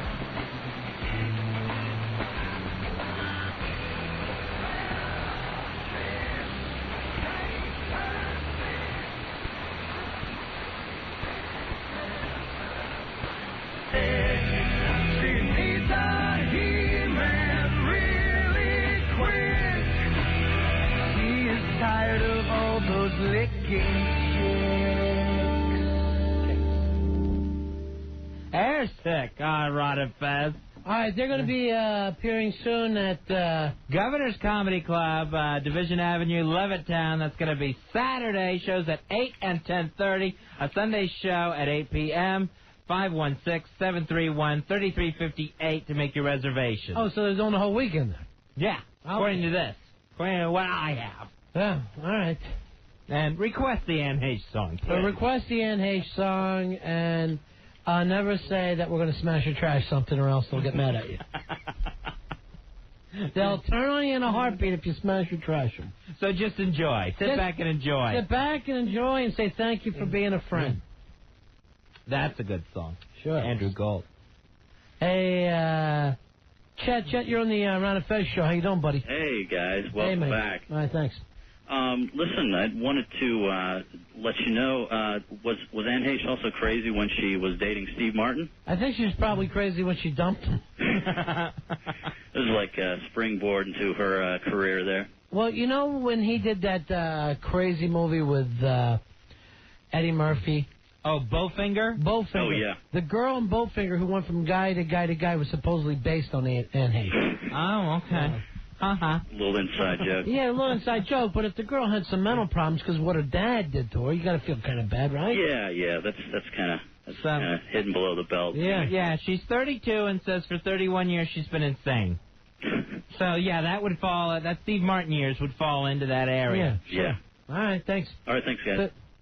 But apparently, she's had a lot of trouble in her life. I wouldn't mind saying I might have to TiVo this Barbara Waltz. By the way, Fezzi, I'm looking for a Spy report. Oh, yeah? On the Big Brother show tonight. I don't know what the hell went on there. Hey, Andrew, you're on Ron and Fez. How you doing, guys? Hey, Andrew. Hey, I think Anne Heche's alter ego is cocaine, and she acts like a cokehead. She does have a jittery coke thing going on there. Yeah. But that don't make you a bad person. No, definitely not. Hey, I have a could be spy Chihuahua-like. All right, you got what do you have? Spy report. All right, cool. Your buddy, that Craigie Lowe, is giving Assman a hard time this morning. About what?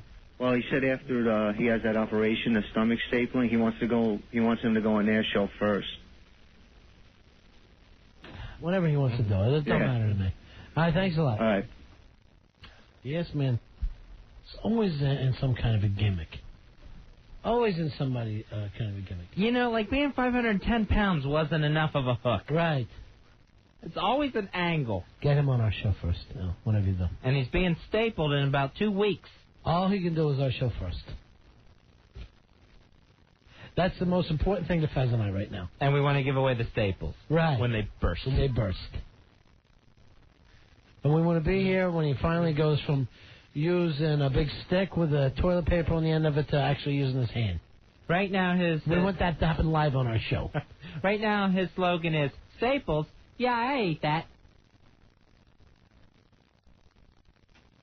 We were going to have a last meal for him, too. Is that still in the works? That's still last supper? Hey, Pat, you're on Ron Fest. I'm starving now. I'm having to hear about his last supper, and I'm famished. Hey, Pat. Hey, guys, how you doing? Yeah. What can we do for you? Hey, I just want to let you know that she also claims that her father gave her herpes. Oh, gee. Wow. Now, she can't even admit that she's, like, running around humping all these dudes. Why not believe him? Why not believe her? Maybe if you had herpes, would you go laying it on your daughter? Who knows? I mean, I don't think I would touch my daughter under millions and billions of circumstances. I wouldn't touch a toilet seat if I had herpes. You're not even making sense, Pat. Before you get to the herpes, it's a father being with a child. It's ridiculous. It's got to be hunted down. It's wrong on so many levels before you even get to the herpes. Way pre-herpes. Now, I wonder if he slept with her or Celestine, the alien. I guess you became Celestine afterward. I hope Barbara Walters says, can I speak to Celestine, the alien, right now? God, it's always uncomfortable when they do that, and then they roll their eyes back. Yes, may I help you? Yes, Celestine. Where is Anne right now? Is she on your planet? Hey, Courtney, you're on Ron and Fez. Hey guys, it's Courtney, Al's mystery date. Oh, How are you doing? The cute girl that he calls chinless. Yeah, that's right. That's awful. Yeah, how you doing, honey? I'm pretty good. Hey, guess what? What? The guy who I work for's sister used to date Ann H's new husband. Is that right? Really, yeah. What's he like?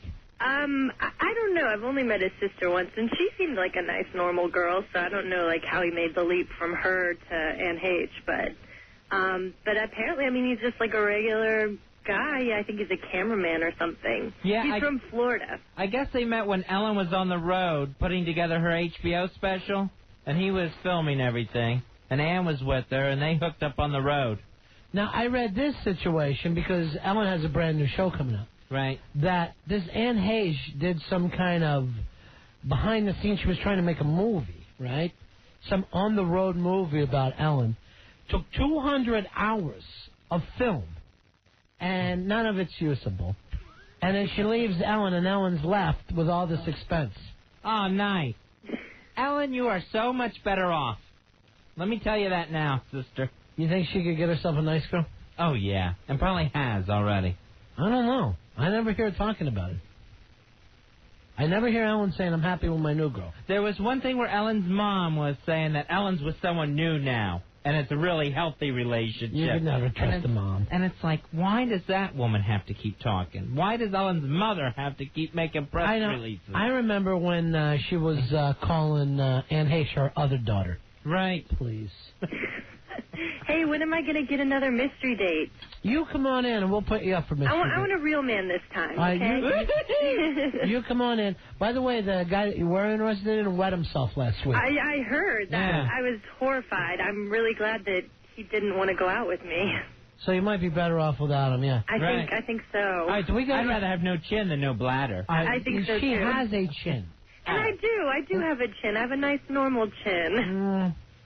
Small in proportion to your head. It's perfect. Would you stop it? Al, I'm not going to you wet yourself on the radio. I mean, Yes. how can you even talk? I know, Mr. Glasshouse. Put down those rocks. Even if she had a duck face, she'd be better. Off the wet himself.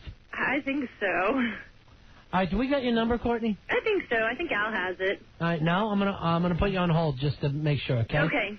I'd be nice with Billy Staples, okay? Okay. Ron, Al just handed me a note. He says I have her phone number. It's 1-800-CHINLESS.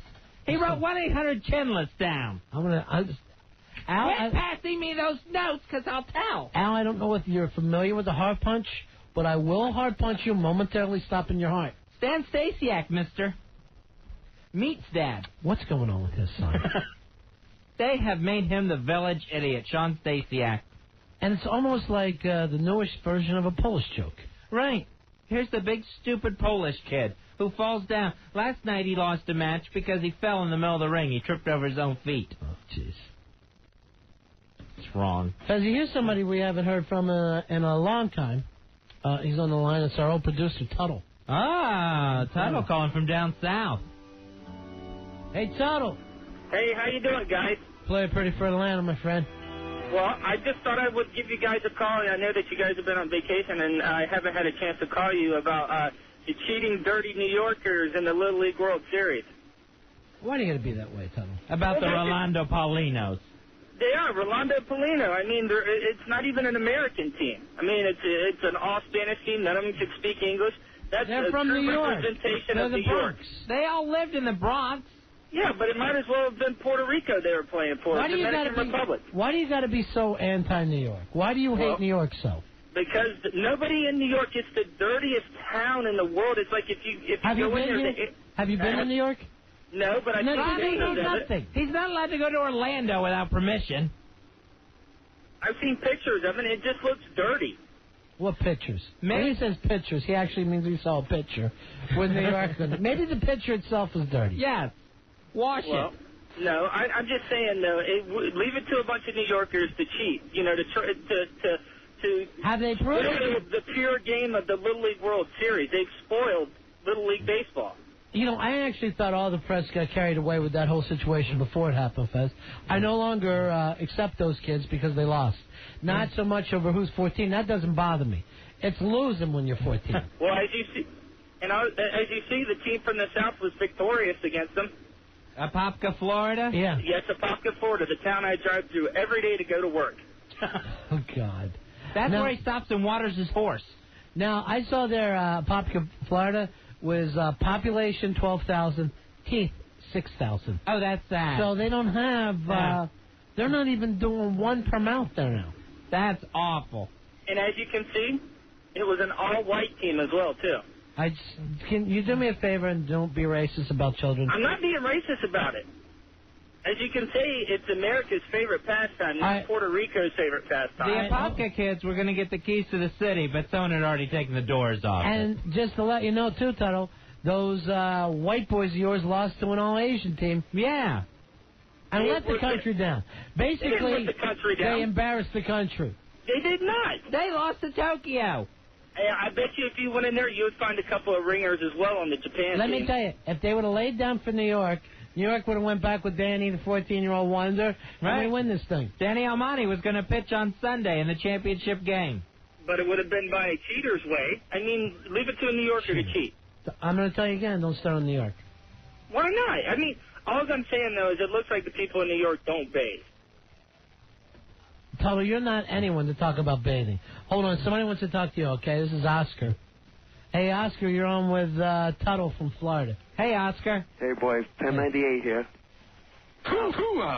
Ronnie knows I've been following the Rolando Polinos through all the way with him and so forth. It's not the kid's fault. For one, Tuttle has to realize that Puerto Rico is part of the United States. So every time he says that they're Puerto Rican and not from the United States, that he's ignorant. It's a U.S. territory. It is a commonwealth. You know that, Tuttle, and you're just being ignorant. Okay? What? There's more people that pay taxes there than in Texas. So Do they pay taxes? Yes. Yes, they do. No, they didn't. Do they vote? They do not pay vote in that taxes. country?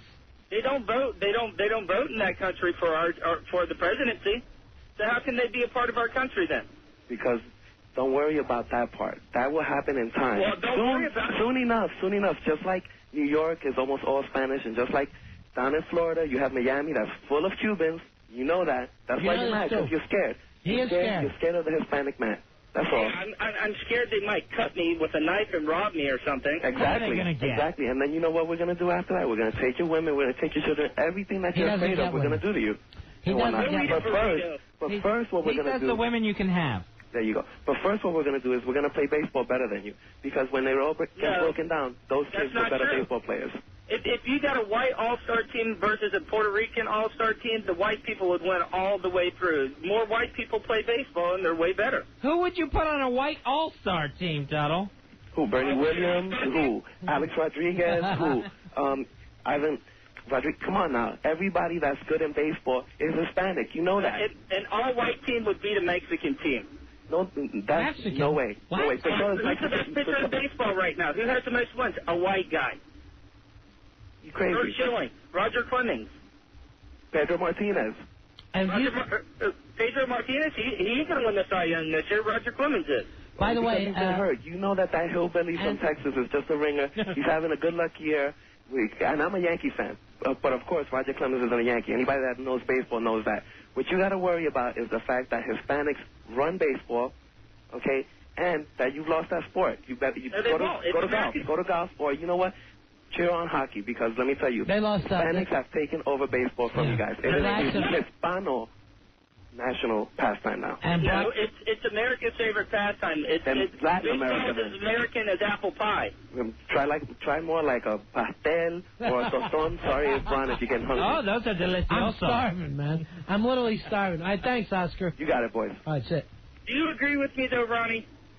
Not on one thing in your whole life. There's nothing that you say I agree with. An all-white baseball team would win. I don't even know who you would put on it. Mark McGuire. You think these guys would want to play on the all-white team? Yes. They'd be disgusted by the even thought of it. It would be an all-white team versus, it would be the good guys versus the bad guys. All right, now you're saying all blacks and Hispanics on the other team against the white team? Yes, exactly. White people would get crushed in that, in every sport. No, that's not true. As you can see, I read an article today in the paper. They were writing about how come they write about things like this? Yes. There was an article here in the local paper. KKK Times? No. they were writing an article why there was no black people on the Apopka baseball team. Did you know 80% of the black people play in the NBA? It should be Africans' favorite pastime. You know, 70% of the black people are in the NFL. Only 15%. Tuttle, those black people and Spanish people are American. Right. Do you understand that? Yeah, but I'm talking, no. They're African American. Not African. They are Americans. Why can't they just be American? Why do they got to be Afro-American? They are Americans. Afro-American. When they're saying African-American, it's because some people like to talk about their ethnic thing. But, you know, when you meet Italian guys, they're not from Italy. Right. They're from America. You didn't notice? Yeah, but... Did you think black people were born in Africa and then come here? Like Michael Jordan? Like anyone who said they were African-American, they were born in Africa and now live in America? Well, what I'm just trying to say, though, is that an all-Spanish team up there in New York got beat by an all-white team. And then your white team went on and lost to an Asian team. But they were better, though, so that means the New York team wouldn't have beat the Japan. We don't know that because Danny Almani would have been pitching. But he was 14 years old, though. Maybe. I don't know. I can't believe him and his dad will lie. Has anyone looked for pubes? Anyone. I'm willing to check. And plus today they showed that he didn't play enough games to even qualify for the All-Star team. All right, hold on. Some people want to talk to you, Tuttle. It just drives me nuts. Hey, Rob, you're on with Tuttle. Hey, Rob. Hey, how you doing? Yeah. This guy, what market are you working in right now? He's in Orlando. I'm in Orlando. Yeah. So he's like catering to Mickey Mouse. What's that? He's talking like all New Yorkers lie and steal, and all we do is, you know, cheat to get everything we got. Maybe you could have learned something and gotten yourself into a real market and a real job, jackass. Hey, I have a real job. What are you doing? What do I do? Yeah, do you drive in telecommunications. What do you do? You drive work at a a radio cab. station. Tuttle thinks everyone in New York is either in radio or drives a cab. Hell, cab driver out there. There's a lot of cab drivers in New York. All right, there's a lot of cabs. Here's Will. Will, you're on with Tuttle. Hey, how you doing, Tuttle? Hey, how you doing, Will? Yeah, you know, I'm a black guy, okay? There's one thing I could do is get it up for... I could definitely get it up for a stripper, which you can't do. Ah, remember that? Okay, so what's the deal with that, Tuttle? What's the deal with that, big man? What's up, big man? That problem has been fixed. Yeah, what, you getting with guys now? Yeah, sure it's been fixed. You getting with guys. I was with your mom last night. You finally realized your sexuality, Tuttle, that's embarrassing. Get me up. Remember, Tuttle, when you went out with Dinez? Yes, but that problem's been fixed. By who? A guy? No. Yeah, some guy named Steve. Who is this your Steve? mom's name is Steve. Would you stop with the mom stuff? You wish you had one. At least I wasn't hacked. Grade. So immature. Your mom's name is Steve. All right, thanks, Will. All right. Tuttle, are you going to finally come up to New York so you can... Yes, I am coming up to New York. I will be calling your producer tomorrow to let him know the exact date, and I'll come up there and I'll spit in every one of those New Yorkers' faces. Why are you saying that? Why do you hate New York? Well, for one reason, look at how rude they're being to me on the phone. Yeah, that's a good point, Ronnie. They haven't been kind. You called here and attacked Spanish people. And blacks and children. And I believe Asians at one point. What do you... Yeah. Tuttle, what is it that you do like in this world? What do I do like in this world? Yeah. I like apple pie because it's American. Your mom? You like your mom's apple pie? Yeah, my mom has good apple pie. All right, now he's laughing. Like... So you eat your mom's pie? Yeah, I eat my mom's pie all the time. He doesn't mean that, Buzz. You're just making fun of a retard. All right, hold on. Here's Dave. My mom puts ice cream on it, too. I bet she does. Doesn't that make her knees cold? Hey, Dave, you're on with Tuttle. Yeah, are all your producers idiots? Yeah. Yeah, basically. I have a question for this guy. If New Yorkers are cheaters, how come it was the New York Times that figured out that Florida cheated in the national election? Huh? Hey, that's not me. Now, listen to this. Most of the people that are here in Florida are old, wretched people that need to die. They just come here from New York, and they come to Florida just to die. Like everybody else in Florida. Really? Even the young when people. When are you dying? I didn't know they were wretched. When are you dying, Tuttle? When am I going to die? It'll be a long, long time before I die. So basically, you're working in a market of tons of old people who have real no drive in life, and that's where you're at. Yeah, that's it. Thanks, Dave. Thanks. Tuttle works in the Orlando, Florida market and can't stand that It's a Small World ride. Just hates it. Says, can it all be white? Hey, Giovanni, you're on with Tuttle calling us from Florida, who says he's coming up to New York. Fez, how many times have we heard from him? A lot. This time he says he's coming to spit in everyone's faces. Well, they're all rude to me. I mean, I just called to make a point to prove to you guys that the Apopka boys from Florida were, you know, they went by the rules. They're all American. Tuttle, before we're all proud, we're talking about 12-year-old kids. Right. But Danny Almonte is not even American. He is an American. No, he's not. He's not even here illegally. Hey, Giovanni, you're on with Tuttle. Hey, Oh, Giovanni. yeah, you hear me? Yeah, go ahead, buddy. Okay, yeah, this guy's a douchebag right here. Why is he talking about Puerto Ricans for, man? I don't understand. What is he, all jealous? Yeah, I think he's a little jealous. Oh, Jesus Christ. What is there to be jealous of? Puerto Ricans have small penises. Now, stop it. Stop it. It's just Right. Thank you, Giovanni. All right. They're the totally opposite of black people. Dinesh said yours was bent. Yeah, what happened there? I was not bent. She said it was bent. It She was was. soft. She said soft and bent. She said if you could have gotten it up, you could have done her around a corner. You can't. What's the language? Lord knows what's I'm using going on. political terms. Yeah, but that doesn't always work here. I'm that sorry. doesn't work here. Fezzy, here's somebody we haven't talked to in a while. It's the Ass Man from the Sports Guy Show. Hey, Ass Man. Good evening, guys. Hey, how are you? Well, you know, this guy has a point. I mean, it seems that everybody who talks about, you know, the Spanish, you know, baseball teams, the Puerto Rican baseball teams, the Cuban baseball teams, you know, they all have all this talent, but they seem to be all flooding the United States to play. I mean, so do Canadian hockey players. That's because we have the most money. But it seems, you know, everybody wants to complain that, you know, everybody else is so good, but they're all coming here to play. What are you talking? Assman, you're as nutty as Tuttle. Exactly. Finally, an intelligent person in the city of New York. What's nice is, Captain Retard, we found your boy sidekick, Ass Man. I'm not saying it to be bad against anybody, but I'm just It's making coming an across observation. that way. No, it seems that, you know, when they investigated the team for the Bronx, you know, several of the kids were found to be playing hooky. Yeah, they were claiming racism as soon as we wanted to investigate them. Who's we? You're working for the New York Times now, Tuttle? You're a cub reporter? Well, no. I'm just saying, as soon as the white man wanted to investigate them, they called it racism. Assman, you feel like this guy talks for you? Excuse me? You agree with what Tuttle's saying? Well, it's not so much white against Puerto Rican or anything. It's just a matter of a level playing field. If they're going to have a bunch of 12-year-olds, have a bunch of 12-year-olds, okay? The line is drawn in the sand, so please pick sides. I mean, you're going to be on the white side or the Puerto Rican side.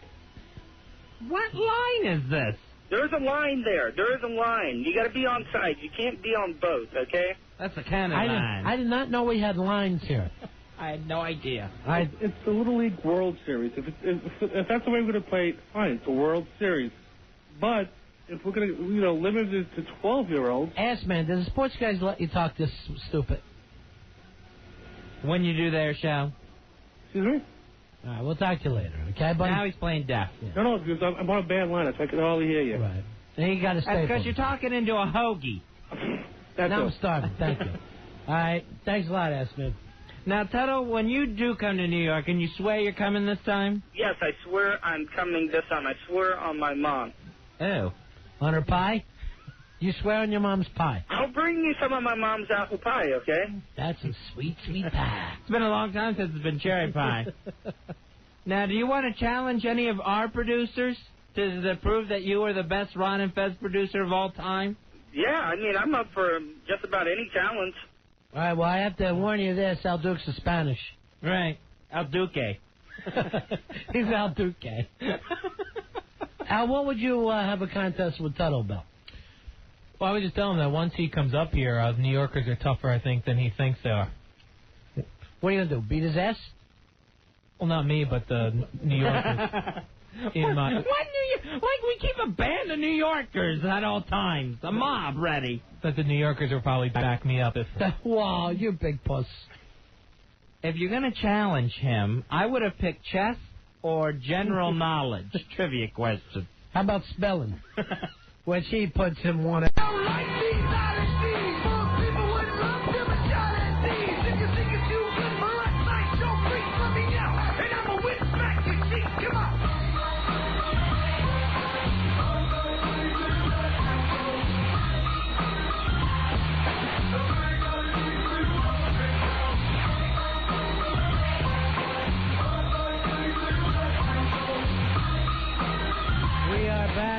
Bennington, Fez Watley. Hiya. And our announcer, what's his name? I believe it was Bahama Johnny. I'm not sure. New addition to the show, perhaps. It sounds a little rusty, folks. Bahama Johnny sounded a little rusty to me. You expect a little more professionalism out of Bahama Johnny. All right, well, we are back from The vacation. segues seem to be all over the place. Yeah, it was a little bit of a fustercluck, as they said. But we're working it out. We're new to the nighttime. Yeah. We're new to nighttime. I don't blame Bahama Johnny one bit. I think if there's anyone that's least to blame, it's Bahama Johnny. Bahama Johnny, to me, Fezzy, sounds like you could use a little bit of oxygen. He was running out of wind very quickly. Bahama Johnny. Maybe we get Bahama Johnny on the stair-step thing before the show a little bit. Get the blood pumping. That's really going to win him. You know him, Ronnie. You know him. Well, he's been with us for quite a few years. Bahama Johnny. All right, so, yeah, back from vacation. Do have that back-to-school feel, though, doesn't it? That's creepy. Yeah, I think that's what got to Bahama Johnny was that whole first day of school feeling. That last night, that last day of vacation, and that's it. It's all over now. Yeah. Now it's done. All right, we'll get into that. We'll also talk about some of the best of stuff. Yeah, I got a lot of negative vibes on. You're kidding. Some of the stuff that Al Dukes picked as our best ofs. And it's one of those jobs that Fez and I like to give away to Al. So when anyone has a beef about it, they can't come back to us. Sure. And we just say, just do what you do. No. We don't know. We don't even know what you're picking. Now, I don't want to always come back and bitch about that after every vacation, but here's what I was thinking now. New York City, market number one. When we go on vacation, why don't we turn the show over to some people and let them do the show? That's, I don't think, a good idea. Why? We used to do it all the time. It was great. I know Bahama Johnny could do maybe a Tuesday, Thursday. But you give the show like one night to... What the hell was that? What the hell was that? Is that Bahama Johnny again? What the hell's going on back there, Bahama? We know who we are. We don't need to be reminded during our show. You don't think that's a good idea, Al? No, I was never a big fan of the guest host. Why? I always thought it was fun. Like on the Tonight Show and stuff. Why? Actually, you know my problem with the real, the Tonight Show and the Letterman thing is that you never get that. Now, Regis was on vacation, same time as us last week, and what they had was a surprise guest host every day with his girl. Nice. And that's fun. It had me thinking, well, I'll at least check in to see who that guest host is every day while I was on my vacation. And I thought it was good. I'm not saying give somebody a whole week. Right, yeah. I don't even know. But a night, an hour, any of it. Give them a night each. Like who? Well, you know, we're in New York City. Some old comics, some people who used to broadcast here, some TV people that are on hiatus. They would love it. Some wrestlers. There's people to choose from. They probably have to have like a radio person with them. You don't need that. You just have a producer with them. You have Bahama Johnny in here running things running the board for them. Like he's doing tonight. And then maybe let a big-ass card holder do it one night. Yeah, I don't think Jeremy would go for that. You don't know, though. Who are you to tell us no right from the deal? All Jeremy wants to hear is good things. Or we give, like, one night to Joe Jr., let him host. We bring Joe Pooh in, let him do a night. Make some dreams come true. But it's better than running bits that apparently were on the show just a week before. That's one of the big complaints, that why didn't you pull some of the old .com stuff? That's just lazy, to pull the stuff that's closest. That's what he did. He ran. We left on, first Monday was the Friday before his show. The next day was the Thursday show. He's picking whatever tape is closest to him. So we look wrong. into some of this stuff. Let Jack Parr host one night. He lives in Connecticut. I didn't know he was still alive. Yes, he is. And people would be interested in that. Definitely would be interested in that. I'd be afraid he'd walk off. We let Ed Koch do one night. Oh, that's cool. Who's looking for a gig. And definitely still living. Just not happening. Maybe the mayor would like to do a night. You don't know. You ask people. I hate to say the producer, produce. But that's what it comes down to. You know, Mike Piazza's always hanging out with Eddie Trunk. Maybe there's some of his Mets fans. Right, or you know, or some other time when we're not here, you know, you let a football player do it. Maybe Joe Willie would want to do it one night. Talk about the old days. It's that kind of stuff's a ball. Oh, I want to be here that night. And you know, it's not like I'm making this up off the top of my head. Look who the Monsters of the Midday, friends of ours, in Orlando, Florida. They go and do this. People fly in to do that show when they're gone. It's not like yeah, you're not asking for the impossible, Ronnie. Here's the weird thing. Here's the guy. He's in the #1 market. He's got a master's degree in radio, and I'm teaching him stuff that they do in Orlando as a matter of course. Maybe you should have studied in Orlando, Al. University of Central Florida. I'm not going to start your show with just yelling at Al. I'm not going to. Here in the new school year, Too late. The new school year is not going to be about Al. All right, 877-692-1027. I haven't met all my new teachers yet. I'm nervous. I'll tell you the truth. Every time I drive past the school, my whole adult life, I just say to myself, thank God I don't have to go there. Thank Christ I'm not in school. Little prisons. Prisons with drive-slow zones in front of them. Never thought school was a worthwhile experience. And what I do with young people is I tell them all to quit and see if that helps them. Well, you're 8 years old. You spell your name, why don't you quit? You know what you are? A mentor.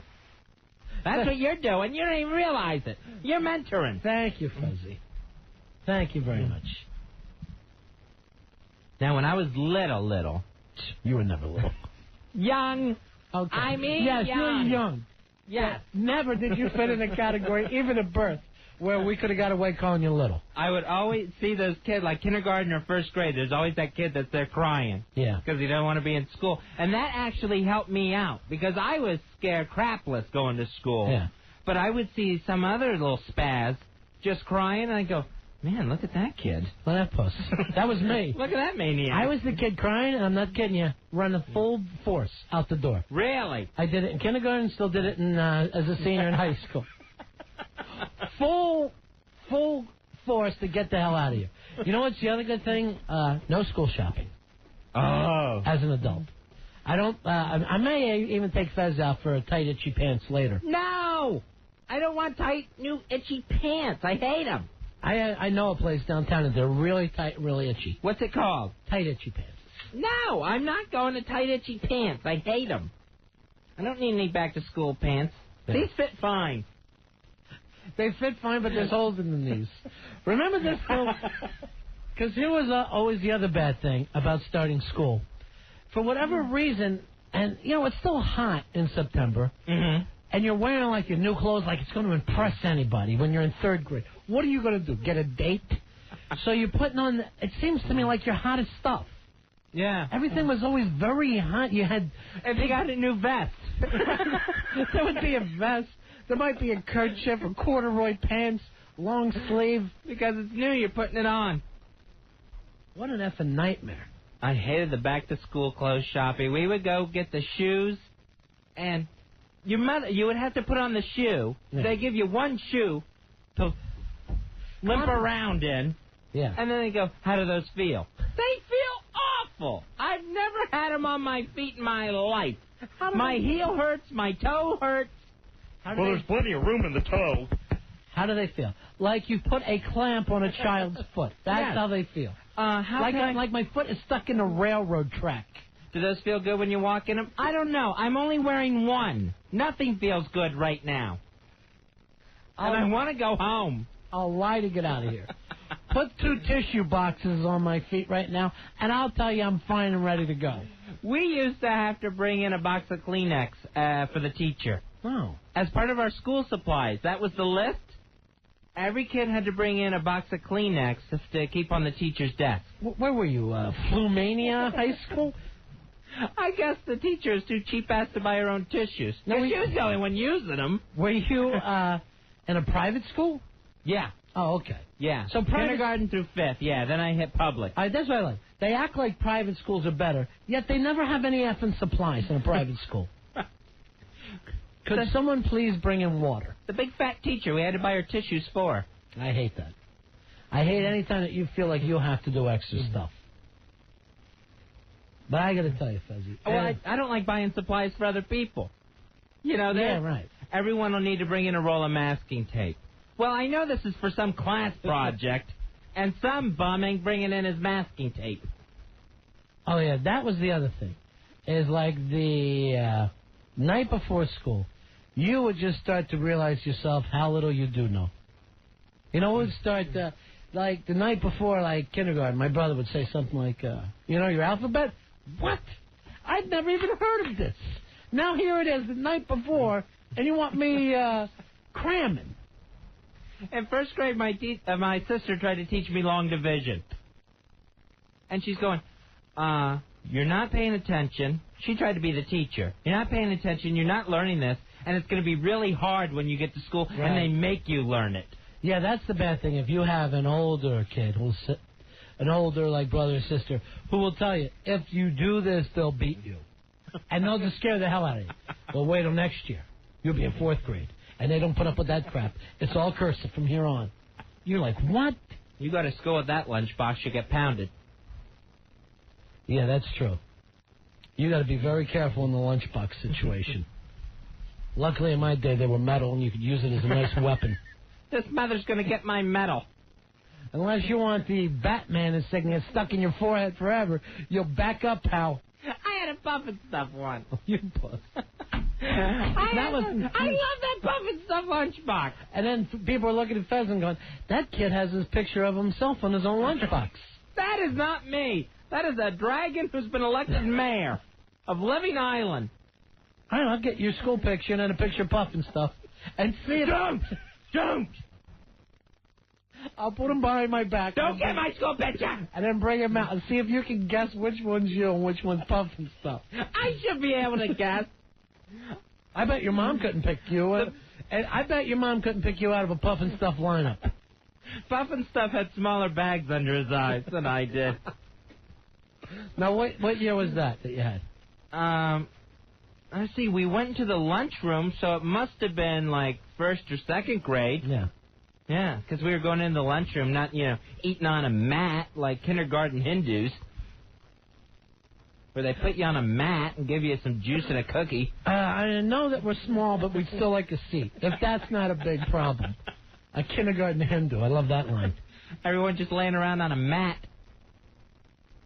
I remember I had a Batman lunchbox, I had an NFL lunchbox, and then by 3rd grade, don't have a lunchbox.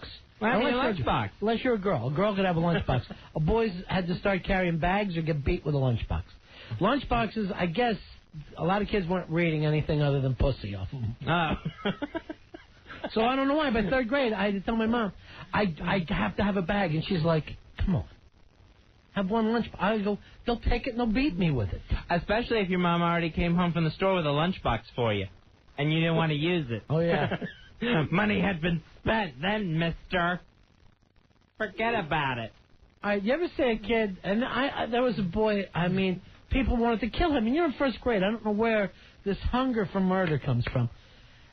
His lunchbox looked like it was like a Scotch tape dispenser. Oh, yeah, those ugly plaid tartan lunchboxes.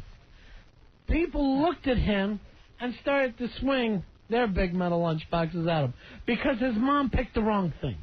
We had a girl that brought one of those to class, Kelly Singleton. I remember her name. Yeah. And I asked my mom if she was poor because she had that plaid lunchbox. And your mom had to say, no, honey, we're poor. Look at us. There's Fez walking to school. This is not me. But Fez Whatley was watching too. What a great show. So you had a puff and stuff thing, right? Yeah. Now, you had an older brother. Why didn't he help you out? My older brother didn't pay any attention to us. I remember he had a baseball lunchbox. Nice. See, that was decent. You can get by with that. No real players on it, just generic ball players. That was too puss. Yeah. All right, here's Michael. Michael, you're on the Ron and Fez show. How you doing, Mike? Hey, Ron. Hey, Fez. Hey, Michael. Card holder 932 now. Yeah. Listen, I had an old metal yellow submarine lunchbox. Now, what were you taking, hash brownies to school? Huh? Were you taking hash brownies to school? Sure, my mother always used to put a little acid in there. But remember the thermos bottles that used to be made out of glass? Yeah, sure. Yeah, I had those too. I shattered mine one time, opened it up for lunch, and thought that my dad had put ice in the drink. I almost drank the glass. Well, there was a lot of kids that got sick and got hurt from that. When you dropped it, you used to be drinking glass. Yeah, that is true. And they smashed easy. Oh, yeah. Oh, if easily. someone bumped into you in the hall, you had to stop and do a check like you had a cake in the oven to make sure that thermos hadn't just shattered into smithereens. And here's a kid, he's 6'7", and he's drinking shards of glass. All right, thanks, Mikey. After I broke my thermos, I still needed to have a drink and my lunch. And my dad would take those cans, those tin cans of Hawaiian Punch, those individual cans. They weren't even aluminum then. And he would stick one in the freezer. Tin cans. Freeze it overnight, and then wrap it up in paper towels and put it in my lunchbox. I'd get to lunch in the morning time, and that thing's still frozen solid. I never had a drink with lunch, and you wonder why I don't have a drink with meal now. That's the way I was raised. Who raised you, Paula Poundstone? Seriously. Nowadays, they would take you away from those people. I would have cried for Paula Poundstone to come get me. Hey, Brian. Brian, you're on the Ron and Fez show. How you doing, buddy? Hey, Brian. Hey. What's happening? Hey, guys. What can we do for you? I had a Scooby-Doo, green Scooby-Doo lunchbox with a little bungee cord that went across your sandwich. Oh. Sandwich bungee. Yeah, I never had that thing. That was pretty hip. So they kept your sandwich from falling around inside the lunchbox? Yeah, it was like protection. Now, actually, your lunchbox and actually the guy before his lunchbox, Michael, those are probably worth big, big money. Right. The Yellow Submarine, and I bet even if it was a real Scooby-Doo like the first ones, people can collect those lunchboxes and love them. Now with the dent of my skull it had in it. Yeah, that's the problem. What kid's going to take care of a lunchbox? No, I almost got killed with that thing. I was a nerd. Yeah, and the other kids hated you for having Scooby-Doo? The other it was boys? terrible. Yeah. Did you tell them you're going to have a Scooby snack? No. All right, thanks, man. Thanks.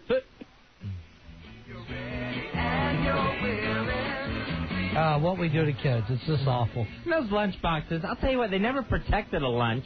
Yeah. It was something to carry it in, but by the time you went to the lunchroom, your meal was smashed. Oh, yeah. It was just terrible. It was terrible shape. Yeah, Hey, sandwich as flat as a cracker. Hey, Joe, you're on the Ron and Fez show. Hey, Joe. That lunchbox, especially on the first day, that can make or break your school career. Sure. Kindergarten, I came in right after the movie came out. I came in with a Teenage Mutant Ninja Turtle lunchbox. Right. I was the king of kindergarten.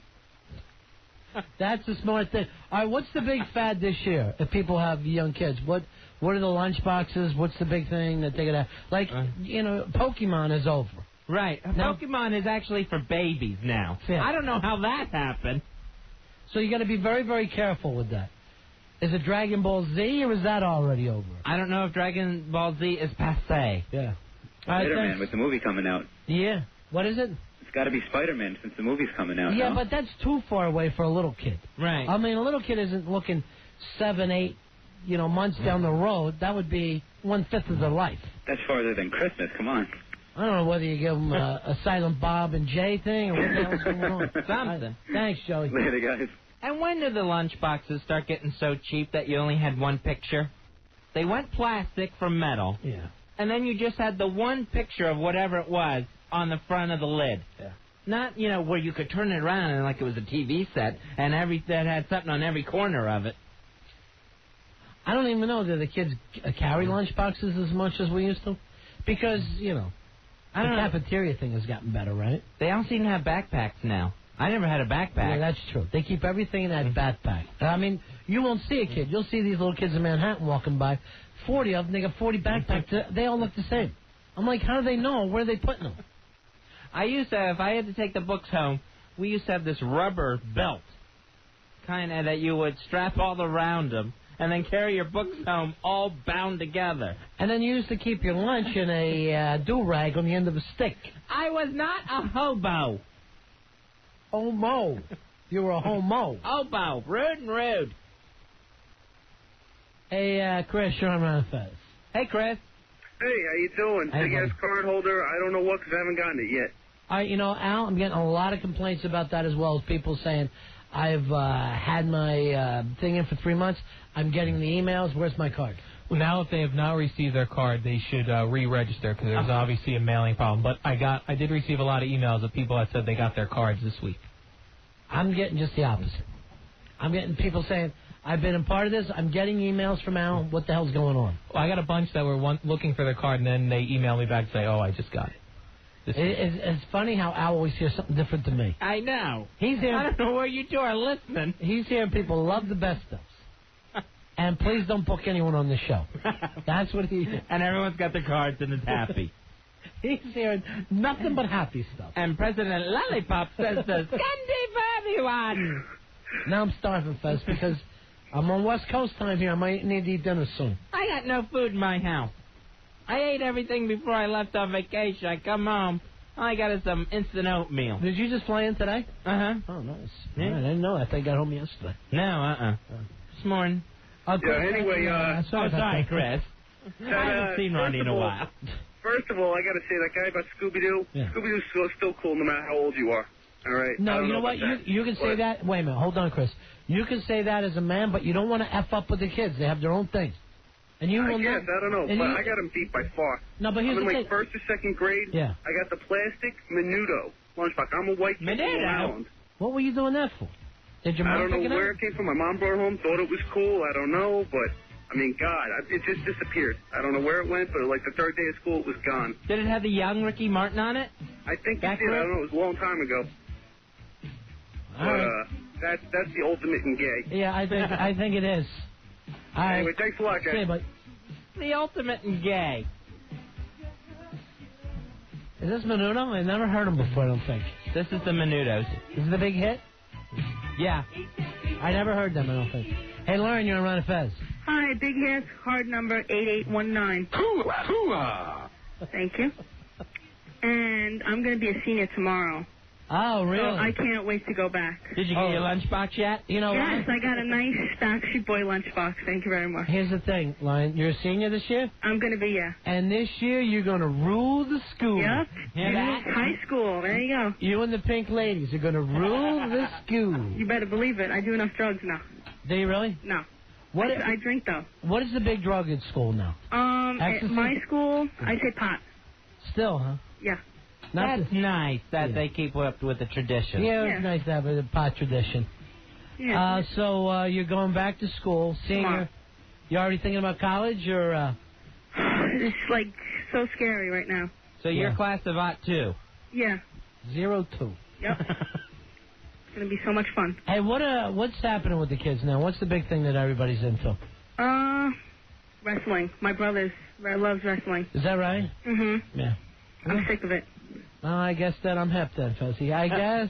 You're in touch with the kids, man. I guess I could do a Freaky Friday thing and end up back in school and be able to get over. Well, I got to tell you, Stone Cold's not going to stay heel forever, fellas. He'll be back to being a face. You wouldn't miss a step.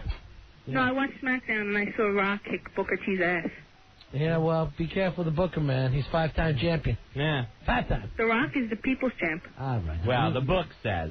You get to bed early, okay? I have to get to bed early. Skew tomorrow. Yep. Skew tomorrow. All right. Yep. See you later, baby. See ya. Oh, what a nightmare. She's going back. I don't envy her one bit. No, me neither. I'd rather drink poison. On vacation when I was back home in Pinellas Park, Florida, I went to the big high school football game. It was the big rivalry. Oh, yeah. Who are they playing? Pinellas Park versus the Dixie Hollands Rebels. The Running Rebs. Yeah. Let's beat the Rebels this year, boys. Let me tell you, the mullet is alive and well in Sure. Dixie. Sure it is. It is still there. Sure, Kentucky Waterfall is never going to fall out in Pinellas Park, Florida. So the mullet's still happening, huh? Yes, and the Pinellas Park Patriots got their asses handed to them by the Rebels. A lot of people still showing up to watch high school football. Yeah, I was amazed. Yeah. Those bleachers are pretty full. And you could tell a lot of them still waiting to graduate. I think they say Texas is the biggest school, high school football thing still. But it's never been as big as it was years ago. I know you go through an area like Alabama or Mississippi. Yeah. I think there was a story one time where the whole town got robbed because everyone was at the high school football game. Well, one of the things that's changed over the years is that people don't grow up and stay in the same town. Right. And then get married and stay there. People move all around. So you don't have that 3 generations of, Reb, this is the Rebs year. Rebs going to do it. Looking at all the kids in the stands, very funny. Yeah. The boys coloring their hair more than the girls. Yeah, sure. All the little M&Ms. A lot of Slim Shadys out there, Rodney. Sure. Well, he's daring. He's on the edge, that kid. All right, let's go to Eddie here. Hey, Eddie, you're on the Ron and Fez show. How you doing, buddy? Hey, Eddie. Welcome back, guys. Thank you. I had the great, listen to this, I couldn't believe it. Take your time. I forgot it now. Yeah, you sound like you got a little nervous there. It wasn't You just Superman. all right, Eddie. I want you to just remember, everybody's on the. Everyone's listening to the radio. I know. They're listening to you and they're judging you. So go ahead. It's all right. I took 2 painkillers, so I think they'll let me. What kind? Tylenol 4s. No, that's not a painkiller, my friend. Those are good. No. That's girl stuff. That's girl stuff? Believe me, I used to have a Quaalude lunchbox. I know what to. You got to get into the dams and sets. Get a Percocet lunchbox. Well, Space Ghost lunchbox. Yeah, oh, nice. Pretty cool. It was. I think it was the first lunchbox that had the metal thing to hold the cans of soda back. Oh, yeah, I remember that little metal arm. Yeah, that arm, exactly. That would hold your thermos or a soda. Yeah, for about a week. It looked like the arm on the space shuttle. So, you know what used to really freak me out? Thanks, Eddie. All right. You ever do this where you look over and another kid have way better lunch than you? Oh, yeah, constantly. And I used to just sit there and think, well, obviously my mother doesn't love me. Any kid that had a sandwich on a roll instead of sliced bread. My little niece, Steffi, started kindergarten today. Oh, yeah? I called and checked. Not happy about the whole situation. Really? Thought it was a little long. Oh, yeah, sure. And claims that her mother ruined everything by taking pictures of her. And I said to my sister-in-law, I go, what the F are you doing? You taking pictures of them in front of kids? Snapping photos. Now she's Little Miss Photo Shoot right. for the next 12 years. Why not just dress her up like Shirley Temple and send her in there to be gouged? Hey, Dan. Dan, you're on Ron Fest. How you doing, buddy? Hey, Dan. Hey, how you doing? Yeah. Go ahead, Dan. Hey, when I was like in 3rd grade, I used to have an Aquaman lunchbox. Yeah. Cool. Nice. And I used to get my ass kicked like every day. Why? Maybe you were just a pussy and be on your lunchbox because, and I would have if I had that Aquaman lunchbox, then I would always have tuna fish every day. Yeah, fish sticks. That'd be good. No, because Aquaman didn't do anything. He was like a little fag superhero. Please, Aquaman ruled the 7 seas. He could talk to the fish. What more do you got to have? Dan, I would blame this on yourself, not on Aquaman. I'm sure Al Dukes probably had an Aquaman lunchbox too, right? I see that you're trying to take the heat off yourself, but it's about you right now, Danny. And don't be ashamed of Aquaman. He had all the water. Anything involved with water was Aquaman. 3/4 of the earth, my friend. Exactly. If it came to the skies, all right, you had Superman could fly, Green Lantern could fly, Hawkman. Yeah.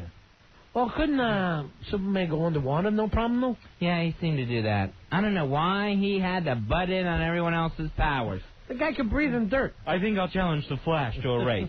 Flash does one thing. He runs. Yeah. Let him have it. Remember that? They tied him. Yeah. Even then, he couldn't get up. Maybe lose by half a step. You lose by half a step to the Flash, you're still fast as hell. The Hulk Hogan of superheroes, Superman. Oh, I wanted to tell you this. So I'm out in L.A., and I took my kids to a couple of the movie studios. Right. And they get the little backstage stuff. So we're at Warner Brothers. They had all the Batman costumes and the super No way. and all the villains all lined up in mannequins that looked exactly like the people. So it was the real stuff that they wore. Oh, that's so cool. Yeah. I was thinking of you immediately. I go, Fez would have loved this. That's like set up like the real Batcave. Yeah, it basically was like being in the Batcave itself. Because he would always, Bruce Wayne would always keep that trophy room with stuff he had taken off the villains. And I was thinking to myself, they had a couple of guards there who looked like Gotham guards. I was thinking if I just had some kind of tear gas thing. All you need is some smoke pellets or a trick umbrella, and you're all set. And then, I just shoot something up through the roof and I steal those costumes. Don't forget to leave a riddle on their fat faces while they're unconscious. Let's take a break here, Fezzy. Ron and Fez are back from vacation. If you want to talk to us, 877-692-1027. It's the Ron and Fez Show. Ron and Fez, 1027 WNEW. 1027 WNEW. Drive home with O&A. Drive to work with the sports guy. DJ Blackhead's with us. He played left field and now he's 5 balls. He went for a jailbreak. Oh, stop. He actually ran through the fence, and Benny Squeaker says to be on the bench, hey, it's like Roots. He's a Where's Harriet Tubman?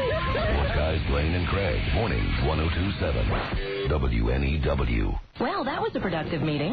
Yes, I'm glad we finally come to an agreement. So why don't you have your people call my people? That's what I was going to say. Sign up for a Nextel free incoming calling plan, and you'll get free incoming calls for as long as you're on the plan. So your people will call my people? No, have your people call my people.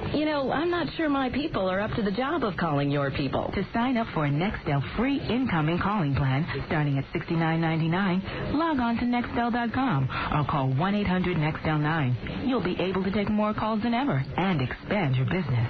Nextel, how business gets done. All right, then. Your people will call my people. Not if yours call mine first. Credit approval and new activation required and subject to terms of a 1-year promotional agreement. Phones by Motorola. Get free incoming calls when you sign up for a Nextel free incoming call plan by September 30th, 2001. New activation, credit approval, and a 1-year promotional agreement required. Shop at Nextel.com or call 1-800-NEXTEL-9. Phones by Motorola. It has been said that the shortest distance between 2 points is a straight line. Bummer. Lincoln LS is the sports sedan that gives American luxury a whole new twist and turn. And now, during the Lincoln Sign and Drive sales event, you can lease the award-winning Lincoln LS V8 with complimentary moonroof, a $1,005 value with 0 down payment, 0 first month's payment, 0 security deposit, and 0 cash due at signing for $507 a month for 36 months. All you do is sign and drive. And during the Lincoln Sign and Drive sales event, it's just as easy to lease any 2001 Lincoln with no first month payment and no security deposit. See your Tri-State Lincoln dealer now and be sure to ask about Lincoln complimentary maintenance. Lincoln, American luxury. Call 1-888-56-LEASE for complete lease details. Excludes tax, title, and license fees. Lincoln, enthusiastic and official sponsor of the 2001 U.S. Open Tennis Championships. Bull markets can come and they can go. In these economic times, how do you keep your money growing safely? By investing in high-yielding CDs and money market accounts from E-Trade Bank. Call 1-888-968-8855. E-Trade Bank's CD yields have consistently paid one of the top rates in the nation. Their money market accounts have consistently yielded double the national average. And these high-yield accounts are all insured up to $100,000 by the FDIC. So how do they do it? E-Trade Bank does business by phone and internet rather than through costly branches. This keeps their expenses low and their interest rates high. So keep your money growing even when the market is in flux. Call E-Trade Bank now for a free rate quote and information kit. Call 1-888-968-8855. It's your money. Make the most of it. Call E-Trade Bank, a wholly owned subsidiary of E-Trade Group, Inc., member FDIC. 1-888-968-8855. 1027 WNEW. Don and Mike, middays. The Amazing Race begins CBS Wednesday, 9, 8 Central. Ordinary people on an extraordinary adventure around the world. The Amazing Race, premiering CBS Wednesday, 9, 8 Central. My skin had these dry spots that were all red and irritated. Believe me, it wasn't pretty. Psoriasis sufferer Pam Walsh. I tried Dermarest Psoriasis.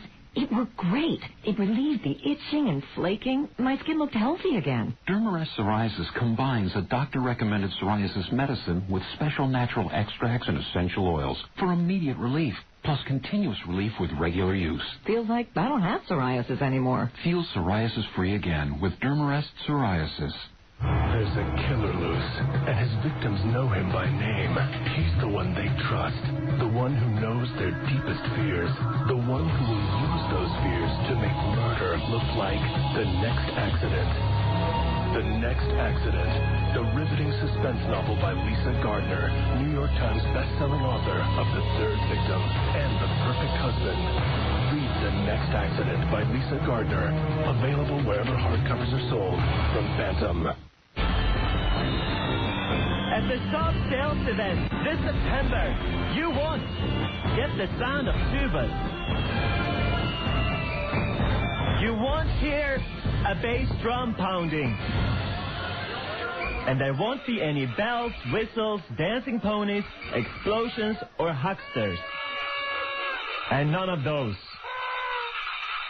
What you will get is a very attractive price for the car that was ranked Best Mid-Luxury Car in Initial Quality by J.D. Power and Associates. It's as simple as that. Lisa 2001 Saab 9.5 wagon. 36 monthly payments of $399. Total due at lease inception, $2,892.99.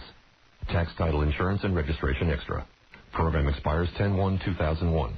For details and J.D. Power and Associates award information, call 1-800-SAAB-USA. Visit your Tri-State Saab dealer today. Ron and Fez at night, including Saturday nights, 102.7 WNEW. Ron and Fez, 102.7 WNEW. Oh, back to school, to prove to Dad that I'm not a fool. I got my lunch packed up, my boots tied tight. I hope I don't get in a fight. Oh, back to school, back to school, back to school. Nice. Ah, the great Billy Madison. It is school this week, right, Fuzz? Yep, everyone's going back. Ha. You know, I would never even laugh at people that have to go back to school. I feel such... To me, it'd be like laughing at somebody who got a jail sentence. Hey, I have no idea why, but the WNEW website is down. Uh-oh. So I'm not getting the instant feedbacks. The website's still on vacation. So if you even want to check in on us, we're at Ron and Fez at AOL. Not that we can answer them all or say anything. But Ron and Fez at AOL. Or you can give us a call,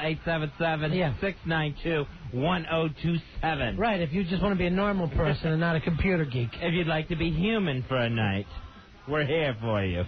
Hey, Max. Max, you're on the Ron and Fez show. Hey, Max. Hey, what's up, guys? What do you say, buddy? Hey, kids got it rough nowadays. My little brother's only 8 years old, and he has so many books that he has to walk around with one of those little rollable suitcases. Yeah. The kid's going to have a bad back by the 4th grade. Your little brother's a flight attendant. That is the new thing. That is the new craze now, because so many kids have gotten bad backs that they're having these rollable backpacks. Oh, but, brother. you know, I agree with you, and you'll still pick up a paper and hear how there's not enough schoolwork and all. And I'm going, these kids, they're in school all day. Then they're coming home doing 2-3 hours of schoolwork. I never had homework when I was a kid. And they're bringing home tons of stuff. Why? And then Why are we pushing them so hard? Then halfway through the year, they're missing all their homework. Why? Because their backpacks are too heavy. They don't want to bring the books home. No, I don't blame them. If anything... Yeah, those backpacks weigh a ton. I'll tell you what, if you pass the kid coming home from school, take his backpack away from him. Just feel how heavy that is, and then make sure you return it. I got to be high on ecstasy before I can even put one on my back. Hey, on a different note, I was kind of upset when they moved you guys, because I used to listen to you at work, but it's working out fine. Now in the evenings, I'm driving around delivering all my 20s and 8 balls, and I get to listen to you at the same time. We'll stop by It's pretty and cool. stop by and see us some night. We'll get up 8 balls. All right, Maxie, thanks, buddy. I'm so glad it worked out for you. Yeah, I'm sure I'll be hearing from you, Ron. Maybe I'll do a little special delivery. Well, no, let me try to walk the good walk for a while. You know who ended up back in rehab is Danny Partridge. Oh, yeah? And how many times is he bragging about how sober he is? Right, yeah. And he should never brag. And the love of a good woman. Right, Blah, blah, yeah, blah. Right. Oh, my kids. My kids have made me stop thinking about the SNES. Sure it is. I think he's going to be part of that new Male View show. Yeah. They got Dick Clark, Danny Partridge, and one of the kids from Saved by the Bell. We'll try to catch it quick, because it won't be on long. And yes, they're the men's point of view. Right. Well, you notice that a lot of men aren't home at 11 o'clock in the morning watching TV. Right. The men's point of view should be Sports Center. And leave it at that. That's my view, right there, Sports Center. Hopefully somebody will run into a wall and we can talk about it. Hey, here's a kid who's on his way to school tomorrow. Hey, Jason, you're on the fence. Hey, guys. Hey, Jason. How you guys doing? What can we do for you, kid? Yeah, I'm going back to school tomorrow. I'm going to 8th grade. 8th grade. Nice. Nightmare year. Top of the food chain. Yeah. Oh, yeah, that's right. For now. Yeah. Yeah, for now. Till next year, then they'll push your face in the urinal. Then you're right back around the amoebas. Well, Jason, what's school like for you in 8th grade? Excuse me? What's school like now for you in 8th grade? It sucks. Homework. Yeah. 50 pounds of books. My back hurts when I go to sleep at night. Oh, that ain't right, Ronnie. Yeah. All right, thanks, man. I wouldn't be able to stand it. Good luck, Jason. Yeah. With that back of yours. I would rather just drop out. How bad is it to have a... They can't drop out. He's only in the 8th grade. He's got to go to school. Have a career in law enforcement. The academy will accept. After 8th grade, they'll accept you. I think it's the Jeffro Bodine law. All right, let's see. Here's Barry. Barry, you're on the Ron and Fez show. How you doing, buddy? Hello, Barry. Hey, Ron and Fez. Hey, buddy. When I was in 3rd grade, my sister was in 6th, and that summer we took a trip to Williamsburg, and my father took all these kind of slides. So my sister came into the classroom to show the slides, and it must have been the heat from the projector or whatever, but she vomited all over the classroom. Oh. And it was kind of sick. The girls were disgusted, but I was a hero to all the boys. Sure. They loved it. Now, you always would see that janitor with that sawdust thing when you were in elementary school. God, that stuff stunk. Is it because kids are too embarrassed to say, I got to go to the bathroom, and they don't know when they're going to throw up? She was just overcome by the heat. Yeah. I think that's a little of both. You don't want to admit that you're sick.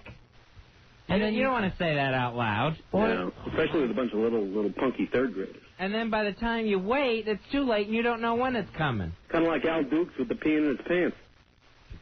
All right. Thanks a lot. I can't even think about him peeing in his pants. I hope the studio got a little fresher while we were gone. A 31-year-old man. Went in his pants.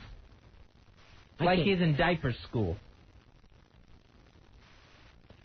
Now, did you ever throw those pants out that you ruined?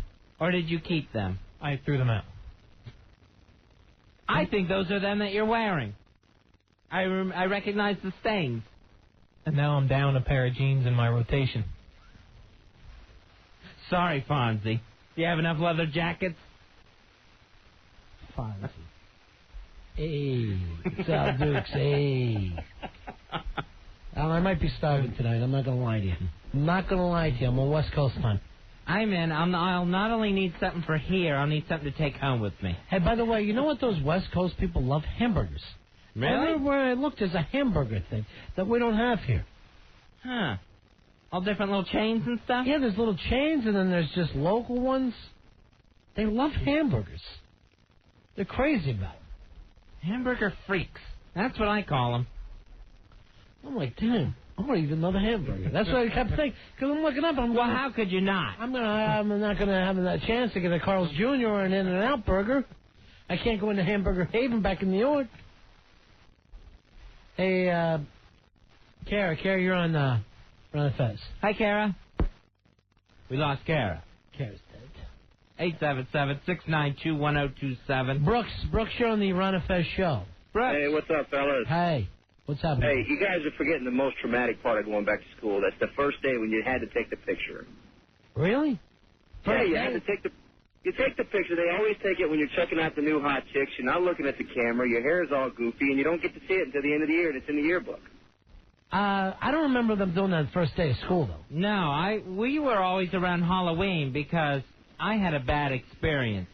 I was a vampire one time for Halloween, right, and my sister put Vaseline in my hair, which did not come out that night of Halloween. November 1st was school picture day. My mother rubbed my head raw trying to wash out the Vaseline. So she does what she can with it. I got this crazy Jerry Lewis hairdo. They take the picture. You barely can see me because of the glare coming off my greased head. Really? Why do you think it wouldn't leave? Just like putting pure grease in there. Vaseline in your hair, huh? Yeah. She wanted to slick it back. Why didn't she just comb it into a duck's ass and let you go in that way? I think she knew what she was doing. She knew pictures were the next day. Well, no one knows. You know her, Ronnie. No one knows more about Vaseline than your sister. Road and road. Does she carry a big jar with her wherever she goes? Yes.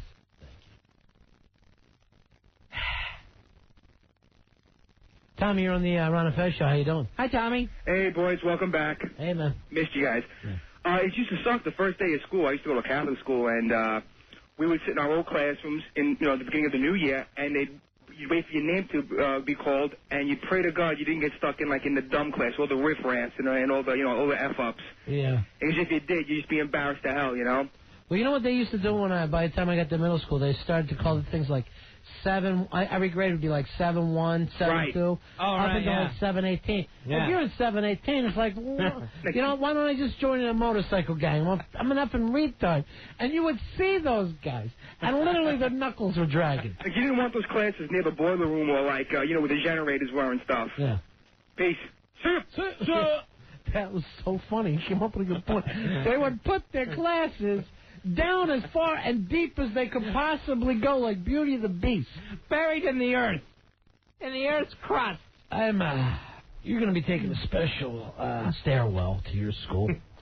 It is behind the gym. And what a nightmare. Be careful. Don't get cut on that rusty door that leads to your classroom. To your retarded class. You won't see the light of day. And we hope you like being a shop major, because a lot of you guys go on, you make good money. You good with tools? You like that sort of thing? You ever think about a career as part of a union? Because you get that. Nice union job? How's that? Not really. I was hoping to have a running chance at something here. No. You're 718. You're down in the sub-levels. Here's the funny thing. You could be in 717, look over at 718 and go, oh, man, look at those retards. Woo! They're not even trying. Those guys are animals. And they acted like they were helping you. You know? They acted like, okay, they'll have a chance to work at their own pace. Retarded. If they can dig their way out, they graduate. Hey, JP, you're on Ron and Fez. JP. Hey, what's up? Hey, man. I got it. I had braces the day before pictures. Oh, nice. Yeah. Way to go there, track teeth. You're making fun of my headgear? Stop making fun of my headgear. And I got my first pair of glasses. Oh, wait a minute. Here's some video from you in school. I am not a retard. I am not a retard. How'd y'all like to suck my ass? You know that was her. You know that was my audition in the second period. JP sounds like Jan Brady. All right, guys. See you. All right, see. So they give them glasses and braces the same day. I remember when you were in elementary school, and someone would have to get glasses. Our teacher would actually say, all right, Neil got glasses, and when he comes in, I don't want anyone laughing. So immediately, what are you supposed to do?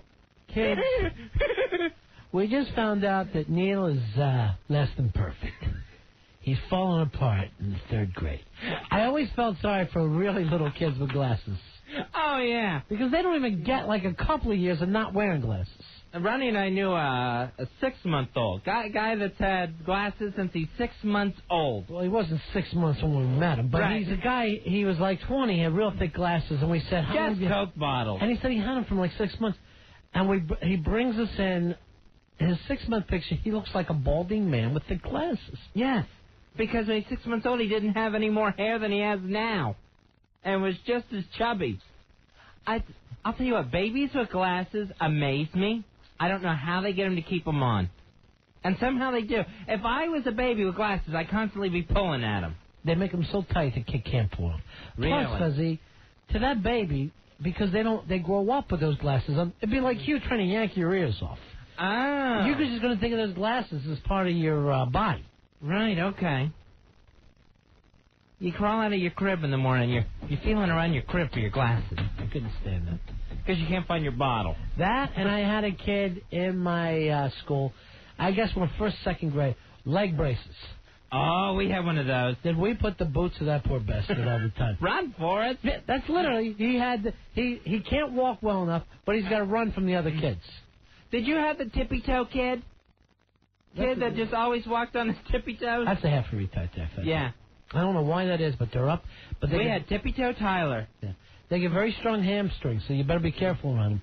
That kid went everywhere on his tippy-toes. He was a big spaz. And the next year, he came back to school. Both of his legs were like in casts. Sure. And he's still walking around on his tippy-toes. In his cast. I don't know whether they tried to, break his Achilles tendon and stop this madness or what. Yeah. I don't know what they did to him to put him in casts. Tippy-toe walking. Yeah, they break me out. I think they turn around and break the kid's legs from not walking right. Yeah. What they should have done is let him start over. They should have sliced his hamstrings and got those feet down on the ground. That's the first thing I would have done with him as a doctor. Lower the heels.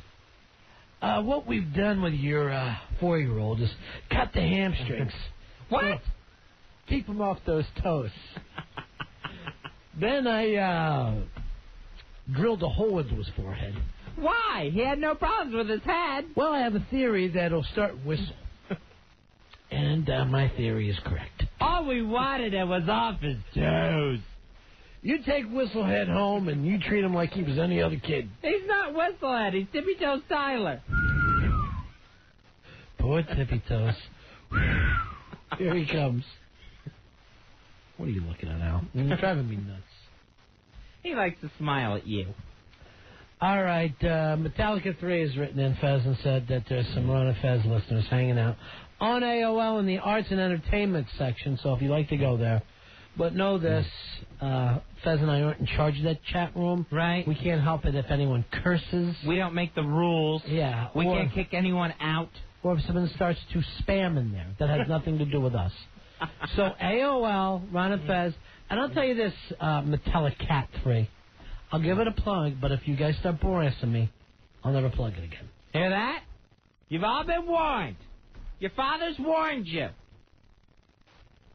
And I can't protect you from him. Because you don't make it sound like we're married, all right? We're just back from vacation. You already got me tense and wanting to make announcements that you and I are a couple. Let them think what they want, Ronnie. We don't care. We don't care what they think. Write what you want. 877, please don't. 877-692-1027. Write it tomorrow, I dare you. It's the Ron and Fez Show. Ron and Fez.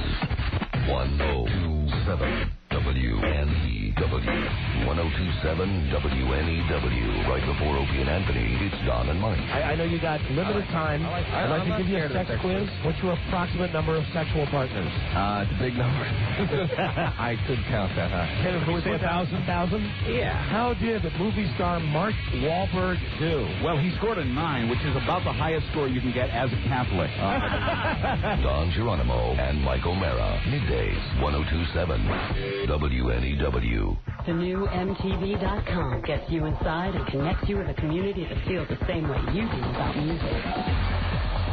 Log on to create your personal profile. Create connections with others that know as much as you do about MTV shows, music, and gossip about your favorite artists. MTV.com. Once profiled, become a featured or regular member and get major recognition. The new community of MTV.com. What connects you? We are live in Bedrock, where Barney just beat Fred in the Survival of the Fruitiest Pebbles Challenge. Barney, what are you going to do with your prize? Eat it. I love all those luscious little Fruity Pebbles pieces. Orange, berry, lemon, grape, lime, and cherry. I can't wait to stop talking and start eating. Yeah, you got like a gazillion there in your spoon. Mm-hmm. Now, Barney, tell us, what is your strategy for winning? Frickin' me with a phony frog suit. That was his strategy. Okay, now, a lot of Pebbles winners have gone on to big careers in TV, movies. What's next for you? Returning the frog suit. Legs and all, the whole thing? windows. You know you need them. Your energy bills are high, and your home isn't comfortable when your windows are drafty and noisy. So who can you count on for energy-efficient windows at a fair price? Sears Home Central. Just call 1-800-954-91. Gets into his brother. All right, Tuttle, we've been through this with you a million times. This is not a joke with this kid. He grew up in the middle of Florida in this little town called De Leon Springs. It's just the way he is. It was the way he was raised. Your folks kind of feel this way. But, Tuttle, we've been offering you a couple times to fly you up to New York. Yeah. I am coming this time. Without a doubt, I am coming up there to show the New Yorkers what the South is about. All right, now, Al, I want you to take care of his plane reservations. I want you to get him a hotel room close by. Take care of everything. And by the time you leave here, Tuttle, I think you're going to say, I love New York. Right. No. And you're not going to want to go back to Mama. And I also think you're going to say, I love black people, I love Spanish people, I love Asian people. No, I love it when black people wait on my table. That's about the only thing I like. Where do you go that has a waiter and not a drive-thru? I know for a fact McDonald's does not have a waiter. Well, the person working the cash machine, the other day, all right, for example, I went to McDonald's. The cash register broke down, okay? The black guy couldn't even add up my change and everything. I had to do it for him.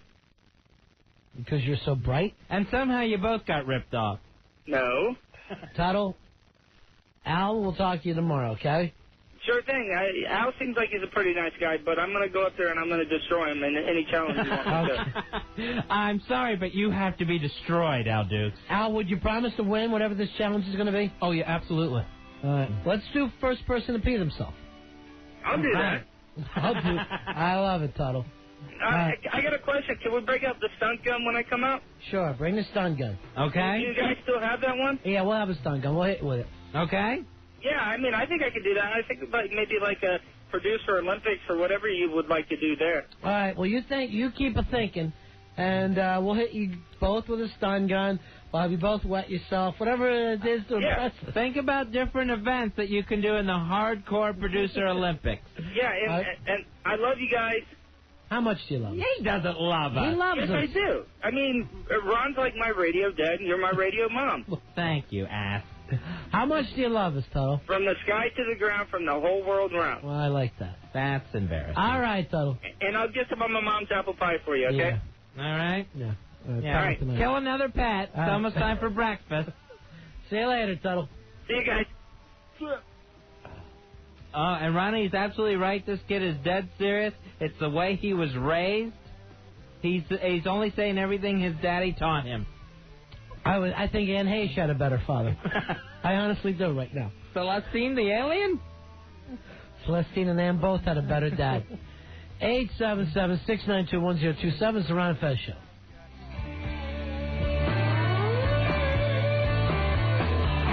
Ron and Fez, 1027 WNEW. 1027 WNEW. Drive home with O&A. Radio. It's a gay sex line we're advertising for. For a gay sex, 1-900-MAN-ASS. You want to do the sponsor? Hey, Opie, I just love calling up and listening to hot guys talk about their man ass. Isolate that. Yeah, I know. That'll be the next promo. Opie and Anthony every afternoon on 1027 WNEW. This segment of Ron and Fez is brought to you by Nextel. Nextel, how business gets done. Call 1-800-NEXTEL-9. What if you lost someone who meant everything to you? Happy birthday, Dad. What if you never got to say goodbye? She was my best friend. What if you could hear from them just one more time? John Edward could make it happen. Crossing Over with John Edward. Weekday afternoons at 3 on CBS 2 New York. Bull markets can come and they can go. In these economic times, how do you keep your money growing safely? By investing in high-yielding CDs and money market accounts from E-Trade Bank. Call 1-888-968-8855. E-Trade Bank's CD yields have consistently paid one of the top rates in the nation. Their money market accounts have consistently yielded double the national average. And these high-yield accounts are all insured up to $100,000 by the FDIC. So how do they do it? E-Trade Bank does business by phone and internet rather than through costly branches. This keeps their expenses low and their interest rates high. So keep your money growing even when the market is in flux. Call E-Trade Bank now for a free rate quote and information kit. Call 1-888-968-8855. It's your money. Make the most of it. Call E-Trade Bank, a wholly owned subsidiary of E-Trade Group, Inc., member FDIC. 1-888-968-8855. As the summer sun sets lazily into fall and gleeful parents celebrate the beginning of school, many a heart turns to football. Long autumn Sundays and gridiron skirmishes mesh with visions of lovely young ladies in bright orange shorts serving world-famous chicken wings in a lively, carefree surrounding Hooters. Hooters and football is compatible as an all-out blitz and a busted-up quarterback. Now serving ice-cold beers in big, bold buckets that should stop your thirst in its tracks like a forearm shiver. What more could you ask for? How about TVs tuned to your favorite teams? We're talking Giants on the field, Jets on the air. The best seats in the house are at Hooters, where you'll find great gals, great fun, great food, and great times at a great place. Football at Hooters, the stuff that legendary afternoons and evenings are made of. Lame attempt at celebrity impersonation, not endorsed by Hooters. CBS Wednesday, 9, 8 Central. The next great reality adventure begins when 11 teams of 2 race around the planet. The Amazing Race, premiering CBS Wednesday, 9, 8 Central. 1027 WNEW, Don and Mike, midday. Why should you get a new Die-Hard battery? Your old battery will die. Pushing a 3,000-pound car down the highway is a great workout. Tow trucks usually show up within 5 hours. Why drive to work when you can walk? And the best reason to get a new Die-Hard? Because Die-Hard is America's most preferred battery. Get your new Die-Hard battery installed in 30 minutes or less 7 days a week at any Sears Auto Center. The name says it all. Die-Hard. I'll have a 16-ounce soda. I'll have a 48-ounce bucket of cola. Notice how we're drinking more soft drinks than ever? Yeah, I'll have a drum of pop. A lot more. And probably not brushing right after. Chew on this. Chewing Trident after sugared soft drinks can actually help prevent cavities from forming. When you're not free to brush... Can I just stick my head under the spigot? Chew on this. Trident. There's one place where history is made year after year. The Yankees are in the home stretch and continue to make a run at an unprecedented 27th World Championship. The Bombers host the Boston Red Sox for the last time in the 2001 regular season, September 7th through the 10th. September 7th is a 7:05 start, followed by a 1:05 start on Saturday the 8th. Fans 14 and under receive a poster compliments of White Rose Foods. Sunday the 9th, a 1:05 game, is 1936 replica press pin day for all fans, presented by J.P. Morgan Chase. The series concludes on the 10th at 7:05. The White Sox come into town September 11th through the 13th in a series packed with giveaways. All 3 games begin at 7:05. The 12th is Yankee Business Card Holder Night for the first 25,000 fans 21 and over. Sponsored by Kohl's. On the 13th, the first 25,000 fans 21 and over receive a Yankee coffee mug, compliments of chock full of nuts. For tickets, visit the Yankee Stadium ticket window, Yankees clubhouse shops, or call Ticketmaster 212-307-1212. The Yankees win! Ron and Fez, 1027 WNEW. Back from a week off, we're Ron and Fez on 1027 WNEW. Man, that title gets people nuts, doesn't he? He will drive people insane. He doesn't know how insane he is. Here's the problem. If he ever agrees with you, then in his heart, he's got to think Daddy's wrong, and he can't do that. Yeah, and he will never, ever think that his father could possibly have told him something incorrect. What's your ethnic background? White. That's what his daddy's told him. We're white people. Finally, you try to nail him down. He says, I think we're Germans.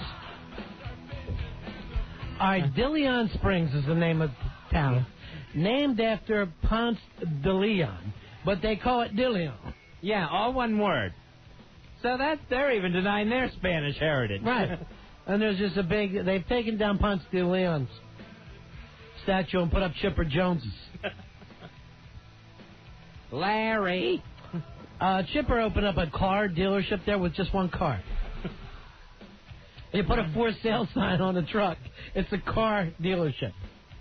Look at Mr. Carlot. All right, Al has put together something called Confessions for us, Al. Does this have music and everything? Yes, it does. All right. It's time for Confessions with Ron and All right, if you ever need to make a confession, get something off your chest, this is the number to do for it now, 877-692-1027. Then you did this with one of the big-ass card holders, right? You put it on the email? Yes, I did.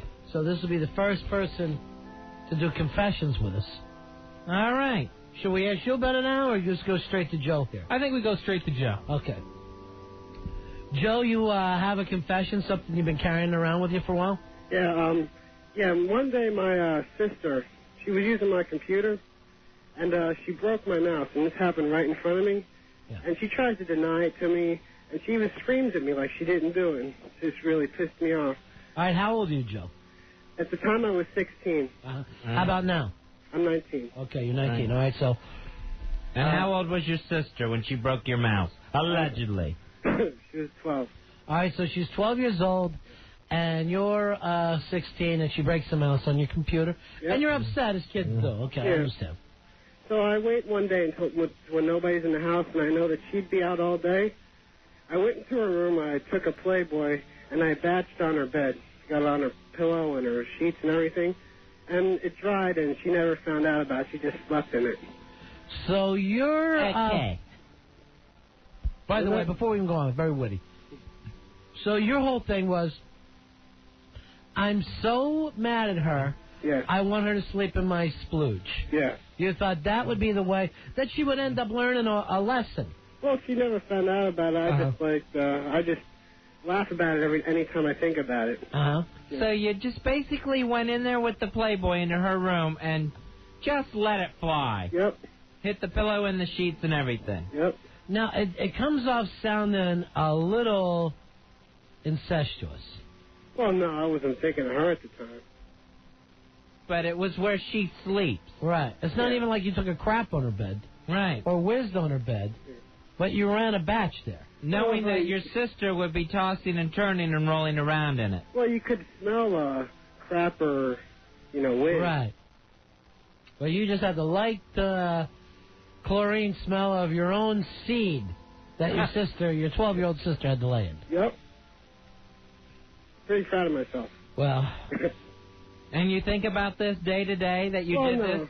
No, but when I got the email, I thought that'd be a pretty good thing to confess on the air.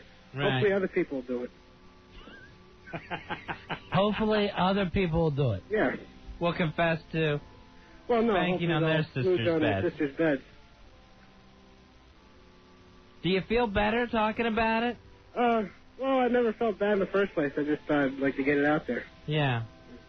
You're basically bragging about it, aren't you? Yeah. Uh-huh. I'm not a very nice guy. No kidding. But I think this is somehow sexual about your own sister. I don't think so. Do you want to confess something there while we have you on the line, Joe? No. All right, so you're only now, Fuzzy. No, in the Catholic Church, I don't know how your church does it. We will have penance. I guess your church, you kill a deer or something. No, we don't kill anything. You take their spirit when you do that, right? No, we don't take an animal's spirit. You eat humans. No. Why would we eat humans? No idea. All right, so, but somewhere along the line, you've got to do something to make amends. Well, I don't feel that bad about it. I just want to point this out. Maybe we'll take some calls and ask people. 877-692-1027. Maybe people have done something similar. I would hope not. Or something worse. What could be worse? What could possibly be worse? The sister still in the bed? Oh, my God. Maybe you could buy her a new set of sheets. Well, she has new sheets since then. But I guess she was sleeping in those sheets at least a couple of months before they were washed. Why a couple of months? What kind of dirty family is this? I don't know. Wouldn't it be ironic to find out she did something on your bed? Yeah, I guess. don't think she's that smart.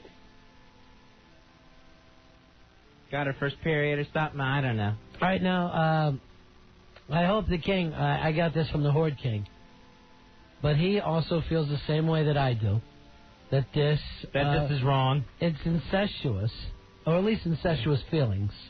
He says that about everything. And, but in no time at all, why, would it, at any point would you spank on your sister's bed without it being sexual? Were you able to do this fairly quick, or was it offsetting? Well, not really, because it was it was a weird position I was in. It seems like it would be hard to get aroused if you're looking at her stuffed animals and, pictures of her and her friends in her room and that sort of thing. Yeah, that was, It took me a while, longer than it usually does. That doesn't make it right. All right, Joe, I definitely would look into this if I was you, though, about the incestuous side, okay? Oh, all right. Well, thanks for having me on. Okay, Joe. Big-ass card holder 109. Oh, Fezzi's there at the beginning. Oh, good. Thank you, I signed buddy. up for you guys you mentioned on the air. Really? Yeah. That's scary. Something you just thought we were going to do? No, I'm getting a little weirded out. Okay, thanks a lot. All right, thanks. That's it. Thank you for that confession, Joe. I can't imagine being a priest. I'd be spending all my time going, what the F? You got to be thinking that the world is just full of sickos. Hey, Mike, you're on Ron and Fez. How you doing? Hey, 2333. Hoo-hoo-ah. Whoa! Whoa! Hoo-ah.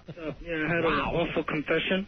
All right, wait, another confession now. Yes, I used to... All right, hold on just a second. Hold on, It's time for confessions with Ron and Fez. Okay, go ahead, buddy. Yeah, I used to look at my, one of my cousins, female cousin. She's a year older than me. Yeah. I used to look at her naked.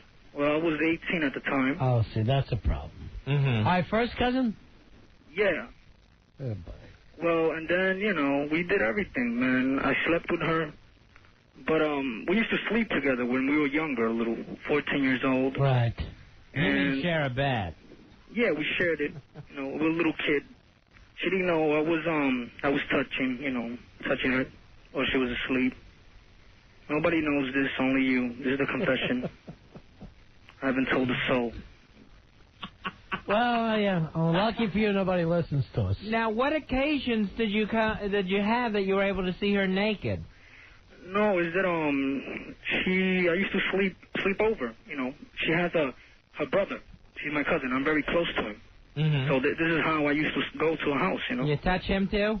No. Now, how long did the sex go on between you and your cousin? No, we didn't have sex. It was just. She never knew. She was asleep. The sleeping was just sharing a bed, Ronnie. Yeah, we did it twice in total.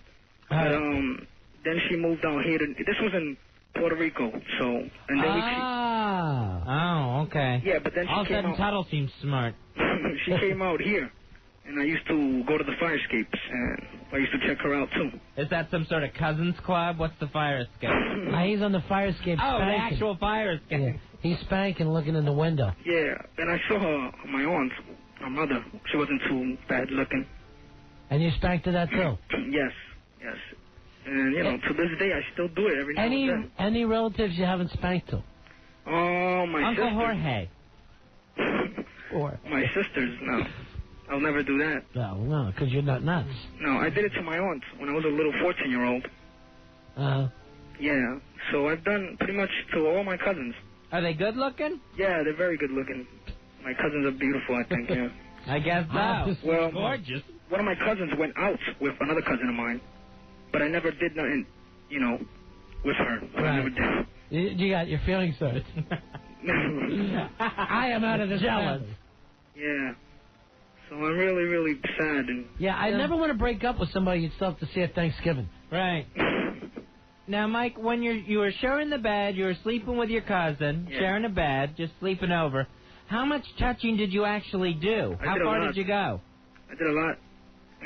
She was like a little bit snoring a little bit with her mouth open. That's how I knew I was safe.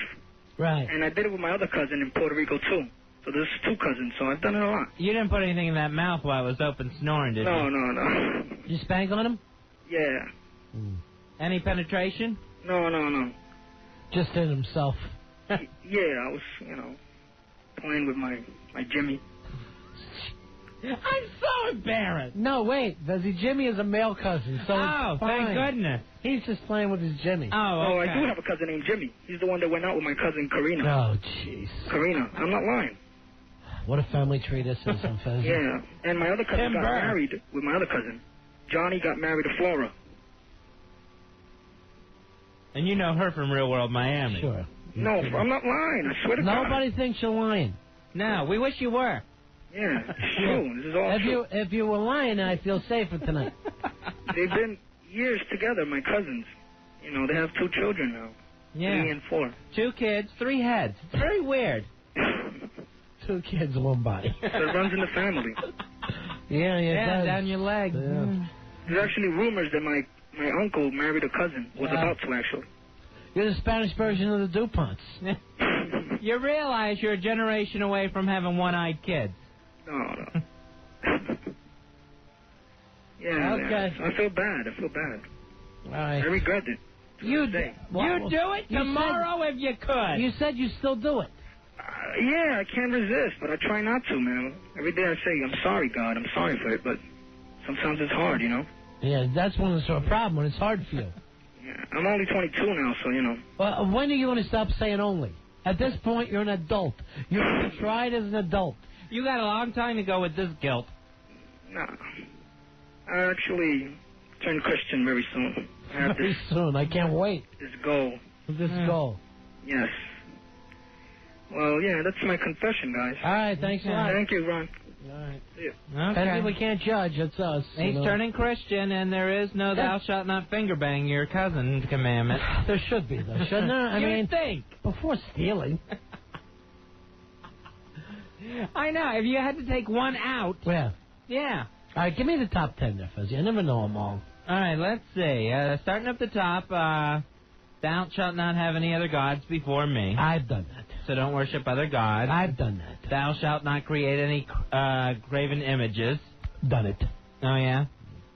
Remember the Sabbath to keep it holy. Nah, I broke that one. Okay. Honor thy father and mother. I broke that. Okay. 4 for 4 right now. And then comes the stealing. Done it. 5. All right. Adultery. Done it. 6. Killing.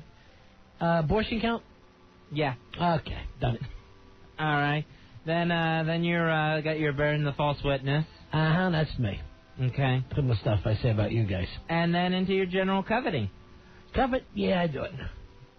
So really, I wish I could covet. I really want to covet. I'm not so sure I consider that abortion killing. There, I'll definitely take 1 out of 10 and put that in my pocket. Hey, Liz. Liz, you're on the Ron and Fez show. How you doing? Hey, Liz. Hey. Hey, babe. What can we do for you, Liz? Well, I just wanted to make a comment on that guy who called before. I think that was totally disgusting how he said that what he did with his cousin. Yeah.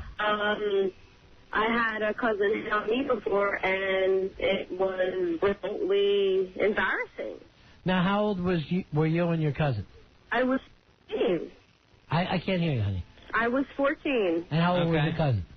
And my cousin, I think he was about 16, Right. 17.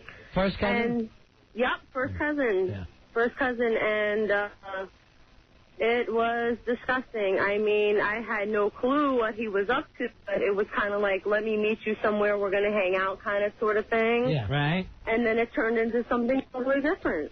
Did he actually did he make a physical move on you? Definitely.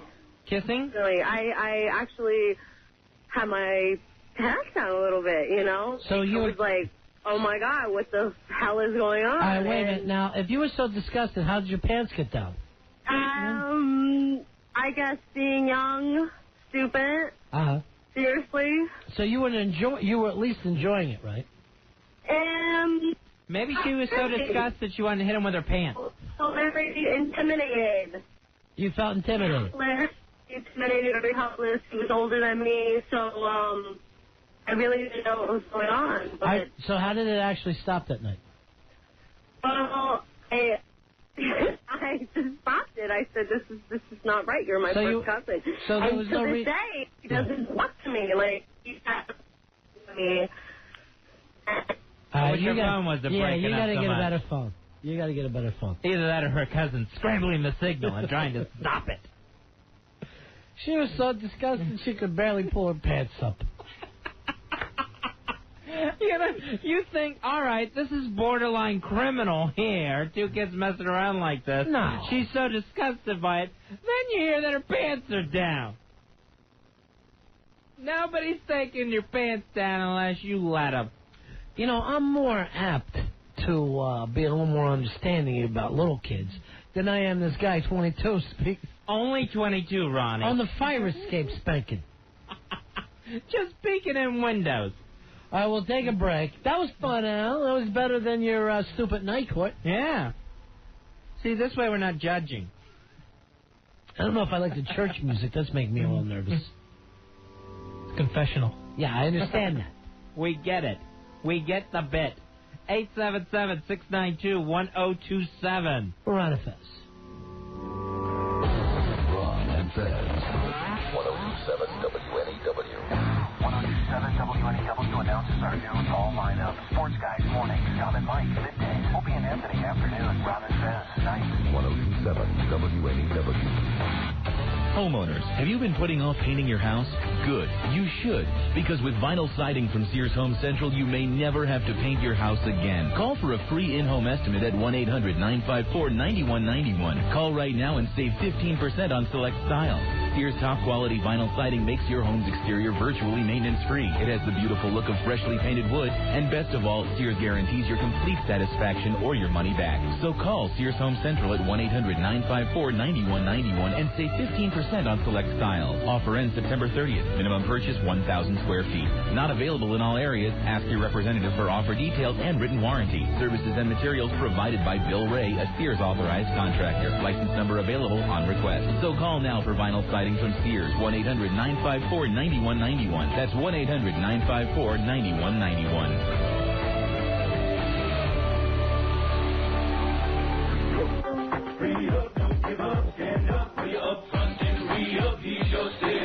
This new Verizon Wireless Free Up service is on it. You can roll with hip phones and features like Speak and Text with voicemail and long distance included. It's only going on at Verizon Wireless, so get to a Verizon Wireless joint now or call 1-800-2JOIN-IN. Free up, don't give up, stand up for your upfront and free up, here's your setup. What it is and where it's at. The Buzz Box. Tomorrow, join the road crew at Hooters, 25 Route 23 in Wayne, New Jersey for a WOW sticker stop. The crew arrives at 4, so come on down and grab a sticker. Tune in to Opie and Anthony for your chance to win tickets to see Jim Brewer at the Vanderbilt Theater on September 5th. Tickets are on sale now through Ticketmaster. Stop in now at your neighborhood Strauss Discount Auto and get Opie and Anthony WOW stickers. Strauss Discount Auto, they keep you driving. Listen to WNEW for your chance to win tickets to see the 2001 MTV Video Music Awards. The 2001 MTV Video Music Awards air live Thursday, September 6th at 8 p.m. And that's the 1027 WNEW Buzzbox. Get more on WNEW.com. 1027 WNEW, Don and Mike middays. Well, that was a productive meeting.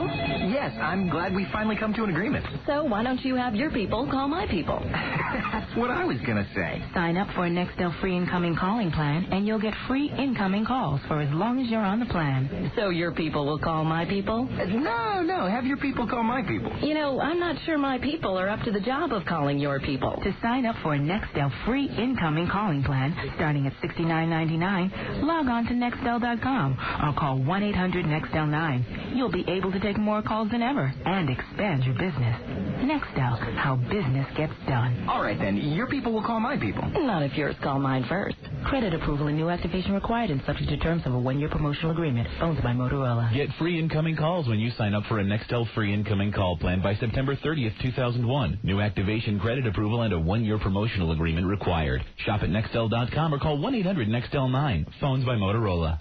How you doing? I'm Tom. And I'm Tom. We're Juice Guys. Hi, I'm Walter. Hi, I'm John. Hi, I'm Brad. We're Apple Guys, eh? We're coming to you today from Blue Mountains, Ontario. This is the Blue Mountains, eh? And we're going to talk to some of our growers about how they grow our apples and why our apple juice tastes so darn good. Has your family been doing this for a long time? 50 years. Okay, so you know apples. So you know good apple juice. I think so. All right. I think you're getting the best apple juice in the world. So why are the apples good? I think it's different blends, Tom, different varieties mixed. And this growing area is extremely unique. We are known to be the best Macintosh growing region in North America. Do you have a painting of an apple in your house? Many of them. You do? My wife said if we get any more apple, she's going to scream. Tired of that? Do you get excited when you see a good product like Nantucket Nectars on the shelf and think my apple ended up in that bottle? Absolutely. Yep. It's very satisfying. As a grower, you have to feel proud that you're supplying juice to that end. Absolutely. If you want quality juice, we've got quality juice. You got to try Nantucket Nectars. We won't let you down. We won't let you down, eh? The station for sports guys, Don and Mike, Opie and Anthony, and Ron and Fez is this station, 102.7 WNEW, New York. Ron and Fez. Frequency. 102.7 WNEW.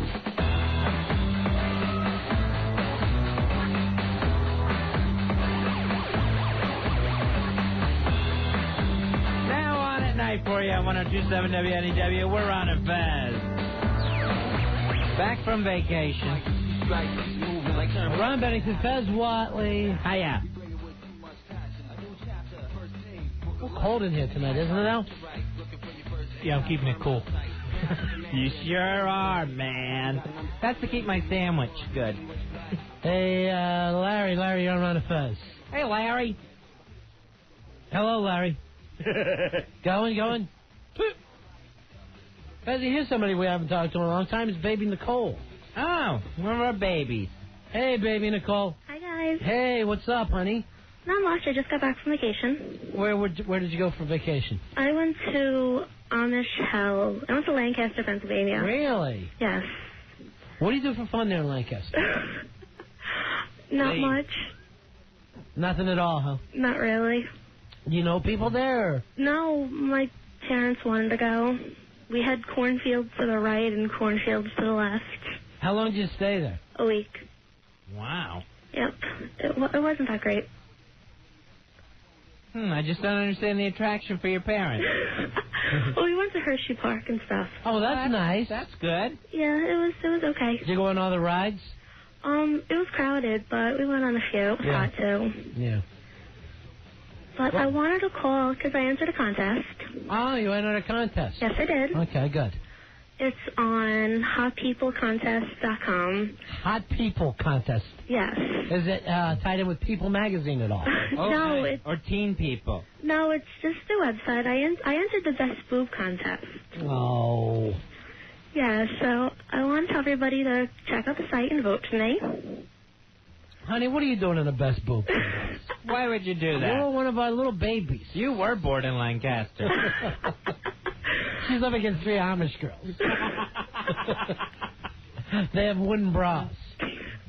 All right, so a Best Boob Contest. Yes. And what's the name of it again? Hotpeoplecontest.com. Hotpeoplecontest.com. And who has this website? I found actually because Baby Tiffany was in it. What was she in it for? She was in it for Hottest Girl. How did she do? She did pretty good. And she sent me the link, and then I figured I might as well enter. So the babies no longer appearing on our show, Fezzy, but they're going out and doing all these hottest people things. Right. All right, I found Baby Nicole's entry. Okay. In the HotPeopleContest.com Best Boobs competition. All right, Baby Nicole, I think you have a good shot at this. Thank you. I don't even think she should be doing it. And that is very nice blue nail polish that you're covering the center areas with. That is not necessary, Nicole. Honey. Why'd you do that, sweetheart? I don't know. I don't know really why I did it. I figured I might as well enter. See how I did. What do you get if you win? Nothing really. You get a membership to the site. You get a membership to the site? Yeah, that's... To look at other best boobs. It's not much, but I just wanted to enter to see how I do.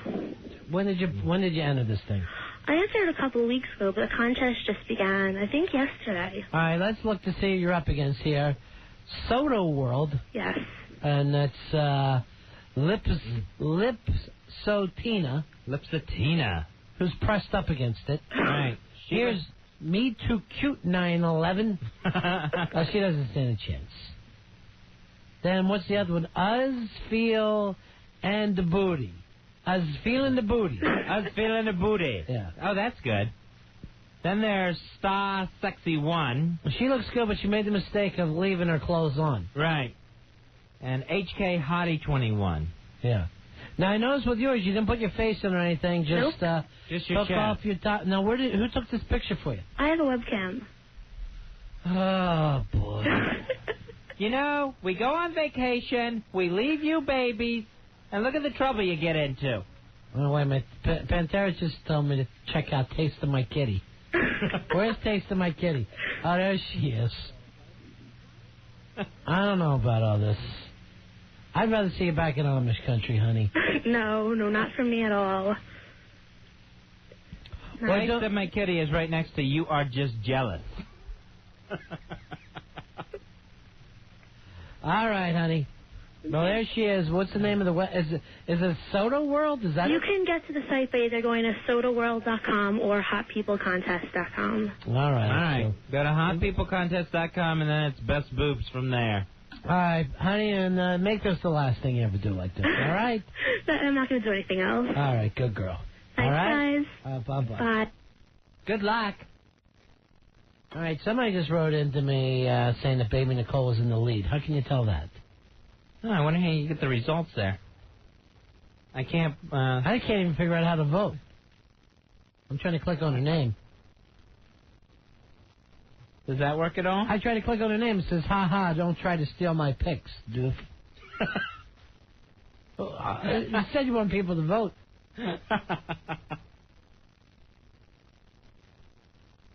Can you click on the picture? Don't click on it. You know, Fezzi, I don't want her doing this stuff. She came home from Lancaster changed. Although I'm going to put Alan for best ass. Oh, nice. Yeah. Biggest. I was talking about his vacation during the break, Ronnie. All right. He, he went on that couples weekend in Niagara Falls. I forgot about that uncomfortability. By himself with no couple. He went with two other couples. I'd rather hear that you were spanking on your sleeping cousin, Al. Went over to the Canadian side where they have the casinos. Wouldn't gamble, Ronnie. Because if he used the ATM machine there, it was going to put out Canadian money, and he thought that would mess up his checking account, and he said it really scared him. Yeah, I was in line to use the ATM, and the woman in front of me spit out all these funny-looking dollars, so then I thought in the conversion to American money that would goof up my bank account, so I just watched people. How's that going to goof up your bank account? Well, I don't know. I've never gotten money out of a foreign ATM. And do you think your bank's going to think you're now living overseas and all your money's going to turn Canadian in the bank? No, I just didn't want any type of confusion or messing with the checking account, so I just figured why fun. bother? Are you one of those real cheap guys that never picked up the tab the whole time you were up there? No, I did because the other kept dividing the tab evenly 5 ways. The other guys did. I didn't have dessert. That's so annoying. Oh, by the way, I did see how the vote here. Baby Nicole is in the lead. Oh, nice. All right, Hot People Contest. I don't know. If she wins, is this just going to make her do more of this? Yeah, I don't want. Yeah, I'm going to say please don't even go there. Don't encourage her. Don't encourage the babies. 877-692-1027. Hey, Lola. Lola, you're on Run Fest. Hey, Lola. Miss you guys. Hey, baby.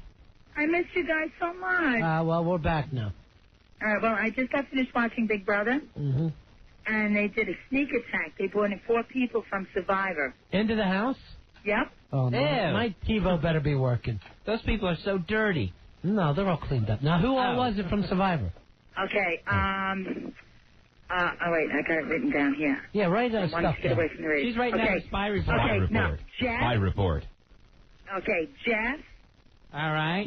Jeff was the guy that was throwing up on the plane. Yeah, Jeff was the Remember gay when he guy. first got Real off the fruity driver? guy. Yeah, he was like the gay guy. Right. Can't stand him. Okay. Jervis, the black guy. Gay. Go ahead. Sure. Susan, who I couldn't really remember. I couldn't really remember her. Sue Hawk? I don't know. Her name was Susan. She looks like really, Like the truck driver? Yes. That She would've kind of been- looks right. like that. Well, she'd have been Sue Yeah. Hawk. And again, another gay man. Okay, and the other one was the biracial girl that was like the bodybuilder. I didn't catch her name because they came in at the very end. Alicia? Alicia. Yes. So was it Susan Hawk? Is that what we're going for, Fez, or was there ever another Susan? I think there was only one Susan. All And right. I think it was the truck driver. So how was it? Yeah, it was pretty good because the only people that are left in Big Brother are Nicole and Hardy, who all the Survivor people. I hate them. Yep, I hate them too. And I don't know which one I hate worse, Nicole or Hardy. And I liked Hardy a lot when this thing started, but I'm so I think I off hate his Nicole bandwagon. more. I think I do too. But here's what I hate Hardy for: he lets Nicole puppeteer his ass. Yeah, well, they're calling them the Bitch and the bully. Yep, Bully and the yep. bitch. Yeah. Oh, not the rat and the snake. No, Bunky made up that nickname. He's been thrown Well, around. Bunky was a big crybaby. I like Bunky a lot, but he was a big crybaby. He was a big crybaby. All right, so what happened tonight? Did we do head of house? Well, Monica was head of household, who I liked her the best. No because way. She won tonight? No, there was no head of household tonight. She already had head of household. See, I didn't see it the other night. Yeah, she won the other night when they were on the bed, stuck on the bed or something. I don't know. And Will I hate did something. Don't say that. I hate them. I can't vacation again. Everything is Who do you hate? Vacation. But I told you I hate Hardy and Nicole. All right, so let's get to the bottom of this because I didn't know all this big poop going on here. It's going to be on again tomorrow night at 8 o'clock. I'll TiVo that too. So Monica's head of house, and Yes. Will is the only person. Oh, and Monica voted tonight. So Monica voted Will and, Monica voted Hardy and Nicole. Wow. She made Will safe. So Will is Okay. the only one who votes between them, huh? Yep. So now I don't know if these head of households are going to have anything to do with the voting, but they all hate Hardy and Nicole also. Yeah, so I know. It And seems like they all kind of like Monica, who I liked from the very beginning because she never made bones about it. Nobody. She never spoke behind anybody's back. She just said everything the way it was. yeah. My only But problem she's with got a her. Brooklyn accent. Yeah, and she does.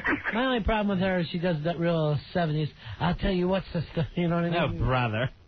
But out of everybody left in the house, she's probably the nicest. Although Will is probably the most fun. Yeah, well, Will I never liked from in the beginning, but now I really enjoy him because he always backstabbed everybody from the Yeah. very beginning, Right. and he never changed. So I kind of respect him in that way. That I kind of like him now too. So I would like to see Monica win, but Will would be second. Now, when it comes down to the finale, how do they decide? They bring back all the people that were voted off. Yeah, they're doing it the old Survivor way. Okay. So here's Tribal council. Here's the problem last year, is that they did everybody just let the country vote, right? Right, because I called in and voted for Eddie. Oh yeah, everybody picked Eddie because they like him so much. But because of that, everybody knew that they were going to be judged by the country. They were all pretty nice. Where this year they've had to be really cruel and mean to each other, and it's been an ugly year, and it makes for better TV. All right, Look at Lord. that. All right, thanks for the spy report. Spy report. All right, I'll call back tomorrow. Yeah, okay. Yeah. Oh, and ask baby Nicole if she was in, because I go to Pennsylvania every October. I'm going to go in 2 weeks. Rocktober. And if you get her on the phone, ask her if she ate a good and plenty, because that is the best place to eat in Amish country. Where's this at? In is it in Lancaster. Stroud? You know what? Yeah, right around. Right All right, between- wait a minute. Here's something weird, Fuzzy. I ate at this little restaurant before. Really? There's a restaurant called Good and Plenty. Yeah, and the thing is, they just bring out food for everybody, right? It's not even like at your plate. Right. They bring out a bunch of chicken and a bunch of family style. That's nice. And it's enormous. And the mashed potatoes. Yeah, I ended up Except putting one stuff time in we my were eating there, and a busload of handicapped people came in. Oh. It was the only time I had my meal ruined. It was like so sad, like people that you don't want to look, but you can't stop looking. You couldn't share a big bowl of mashed potatoes with some handicapped people? No, well, they were at a different table, but It should be a confession. It's so awful. It was sad. The retards were turning her stomach, Ronnie. She can't really be expected to eat a big bowl of macaroni and cheese that a retard's been slobbering in. She can't. Well, you don't share with them, but she can't eat in front of retards or antique furniture. That's the two things she can't do. Ah. No, I still ate. Sure you did. Yeah, isn't that weird that I eat at that little restaurant, too? Yeah. It's not that big. Good and plenty. They have the What I just said. The best fried chicken. It's a big pink and black box looking place, isn't it? A big pink and black box? No, he's joking. He's making fun of you for being stupid, honey. Don't listen to him. I think my husband's phone's fading out, so I'm going to hang before I get stupid. All right, bye, honey. All right. I'll go back tomorrow. All right. But I'm glad you're back. Yeah, me too. Bye. I'll be sitting next to the phone waiting for that call. We need to get her a nice dinner with some wheelchair people. Really freak her out. You know, God forbid one day you're in a wheelchair or something happens to you, have a stroke, and then people go, oh, I can't eat in front of him. Yeah. I'll say, you know what, put a bullet in me. If you can't eat so much, put a bullet through my head. You think I care now? I was watching something the other day. I guess it was on the History Channel. And it was talking about Kennedy's dead. Right. And they were going, here's this guy. He was like champion of everything, right? He was a guy who was in the back room wheeling and dealing. And, you know, a guy who sold bootleg whiskey, pushed his son all the way to the White House. Right. Every gangster's dream. He has that stroke, and he's like half a retard, and he's trapped in his own body. And I'm like, put a bullet in my brain. And that mind's still working, and everyone's coming by and patting you on the head. Who wants you? Yeah. Like, suddenly, somehow you became a child. And before this, he's living his life like Tommy Tom. Every day is fantastic. Run and shine, be an ambassador to England. You got the life. He's banging movie stars. Gloria Swanson. Yeah. And he has an effing stroke, which I can't believe they can't fix the stroke yet. You know, here's another guy like this.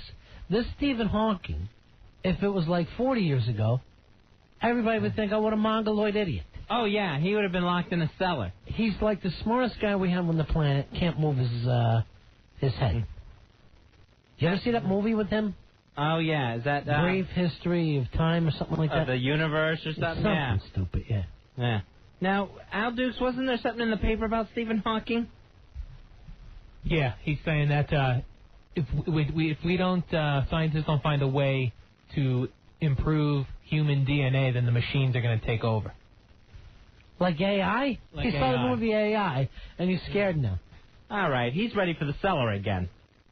He keeps talking nuts like that, he's going to end up in the cellar. Fezzi, unless we start doing some kind of genetic testing to make our babies super people, then before you know it, computers are going to take over. I'm believing him.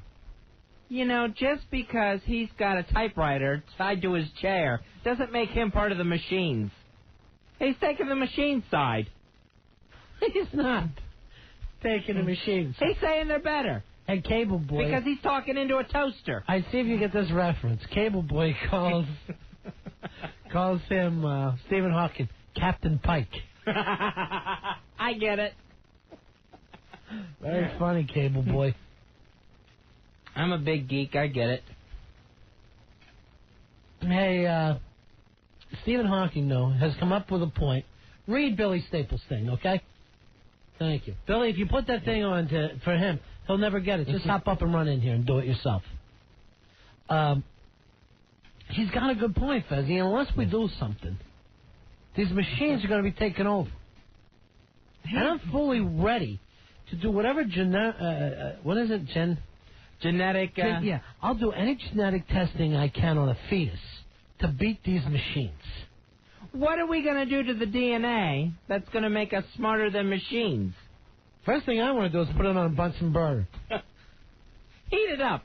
Fry it up a little. See what happens. Heat it up and stick it back into the mother. It's not like we can combine our DNA with machine DNA to make us like the computers. What does this man want us to do? What about if pregnant women start eating acid, tab after tab? That might help somehow. Then we're going to have an army of Stephen Hawkings. An army. Yes, half man, half machine. Seriously, you wouldn't want to be part of this? He wants other people to... He's pissed about his state. And he wants other people's DNA screwed up. Fezzi, you don't think it's time that we started speeding up evolution a little bit? Which way are we going? When are we supposed to do this DNA that's going to make us better? Combine it with birds and start flying? What if we did this? We take the fetus out of the mother, and we surgically attach some bird wings, and then stick it back into the mother. And believe me, my theory is Fezzi, and if you let me try it, I believe I can make flying people. I don't think those wings are going to take. And then you think a computer can beat our answer for flying? I know. How does that make us smarter? Well, now we're just still the same people up in the air. How's that going to make us any smarter, Stephen Hawking? The beak. The beak. I want to weld a beak on a baby's head. Seriously, I'd like to see us try some of this stuff. Stephen Hawking has finally he's finally ready for the cellar.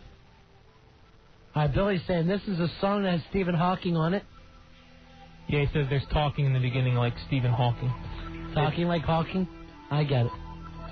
Is it really now? Stephen Hawking, though? I don't think it's really him. All right, then why put it up? It's a machine. All right, he's saying it is Hawking. No, I don't want to interrupt it, but Hawking can't talk, can he? He's talking. He's squawking. Well, it's with that beak you welded on him. It's his speaking spell. If I ever sell Stephen Hawking, I might snake him. If I see him, I'm going to spin the dial and say, what does the cow say? When you work on, someone yelled, what does the cow say at me?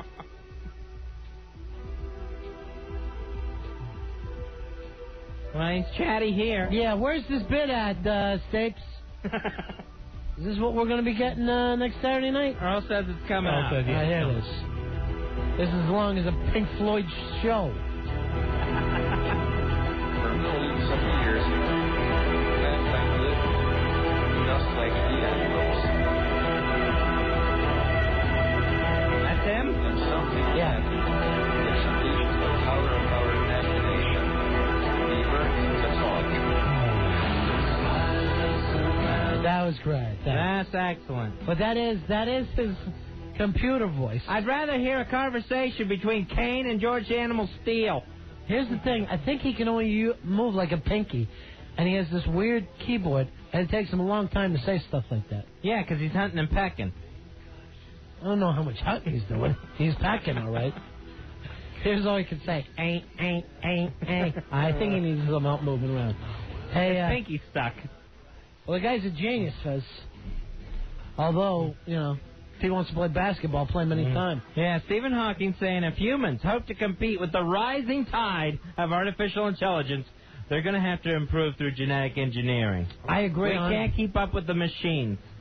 I'm ready to do experimentation. This nut screaming Cyberdyne. Hey, Eddie, Fezzi, this stuff is going to happen, whether you know it or not. Cyberdyne is coming down, brother. Hey, Eddie, you're on Manifest. Hey, Eddie. Yeah. Big Ass car number 9311. Hooah! Wow! Hooah! Yeah. Thank you very much. Yeah. No, I just want to let you guys know that there's a website with Stephen Hawkins called mchawkins.com. MC Hawkins is out of the Bronx. He's a rapper. Exactly. Yeah, that's what I'm talking about. They have him posing with like all these rappers and stuff like that. It's pretty funny. Is it a joke? Huh? MC. mchawkins.com, where they take his picture and cut him. All right. I'm sorry. Yeah.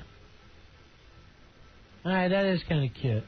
I'm looking at the pictures. They've just taken Stephen Hawking pictures and stuck it around rappers. Nice. Rapping Hawkins. All right, talk to you later, man. All right, take care. So Stephen Hawking's theory is that right now computers double their performance every 18 months. Yes. Well, he needs to talk to my computer. So the danger is... wait, hold on, Fuzzy, so you understand. It's not every computer gets better. It's computer technology. All right, go ahead. All right, he says that they're doubling their intellect. So the danger is real that they could develop intelligence and take over the world. Since we started making movies, robots have turned on us. We know what's going to happen. I got a TiVo that's, I guarantee you, home tonight, taping whatever the hell it wants. You got to stand up to that TiVo. Let it know who's boss. I love it so. But here's the problem, Fuzzy. We've got to start doing some genetic testing. And I know that Stephen Hawking seems strange to you. I understand that. But let me tell you another guy that people thought was strange. Because he had some long hair and a beard, and he had said some strange things and had young people following him. Who's that, Jesus? No, Charlie Manson. Yes, he's a freak, yes. I thought everybody ended up liking him. No, nobody does. He's hated. Don't be friends with him. So I don't know what this Stephen Hawking wants us to start doing to our brains to increase the productivity. Yeah. Well, we're going to have to genetic test. We're having enough trouble keeping up with the Japanese kids. They're reading like when they're 3. I like to put shells on babies' backs and see if we can live more like turtles. You are not going to make turtle baby. It's not going to work. I believe I can do it. It's going to the shell won't grow with the baby like it would with a natural turtle. I'm willing to take that chance. And if the first few babies get crushed, you're going to suffocate that baby. Maybe I will, maybe I won't. Maybe you will. They're going to find it in the shell. Well, I'm not saying that's the only thing I'm going to do. I'm also going to suture wings on some babies. Let me ask you this. How is the shell going to make us smarter? How's that going to help us compete with the artificial intelligence, the AIs of the world? We got to do this one step at a time, Fezzy. We're going to need homeless people and we'll have a place to sleep. That's what I'm saying. Maybe one thing you could do to double the productivity and intellect of a person is start doubling up on the brains. Open up that skull and put another brain in on top of the one that they got. I see what you're saying. So imagine if you had 2. Wouldn't you be arguing with yourself constantly? Depends on whose brain they use. I also think that you could take a baby and... These experiments always start with babies. Well, it's genetic. I take a baby, and I believe I slit 2 holes right from almost the mouth to the ears, and pull a little bit, and put it under water, and I believe it'll have gills. All right, gills are an actual breathing apparatus, not just holes. I'm willing to prove that they're just really slits in the side. All you're doing is putting holes in good babies, perfectly good babies. All right, but I was saying, is he going to go on as Stephen Hawking? That's the question I asked. That's all you have to tell me. Because now I don't even feel like going to him. Wouldn't that be a great way to prep him, though? Mm-hmm. Wouldn't that have been a funny bit? Yes. Would have worked for me. I could have you working on that. And that's what I gave you the card for, right? Yeah, I didn't know that at the time. What did the card say? Is he going to go on as that? Yeah, I thought you were asking if that's what he was calling in for. Right, but if we get a phone guy setting things up and we're moving ahead and everybody's happy. See, according to Stephen Hawking's theory, the people need to be smarter than the phone itself. I'm going to slice a couple of gills in his head. Now that I'm all for. This I want to see.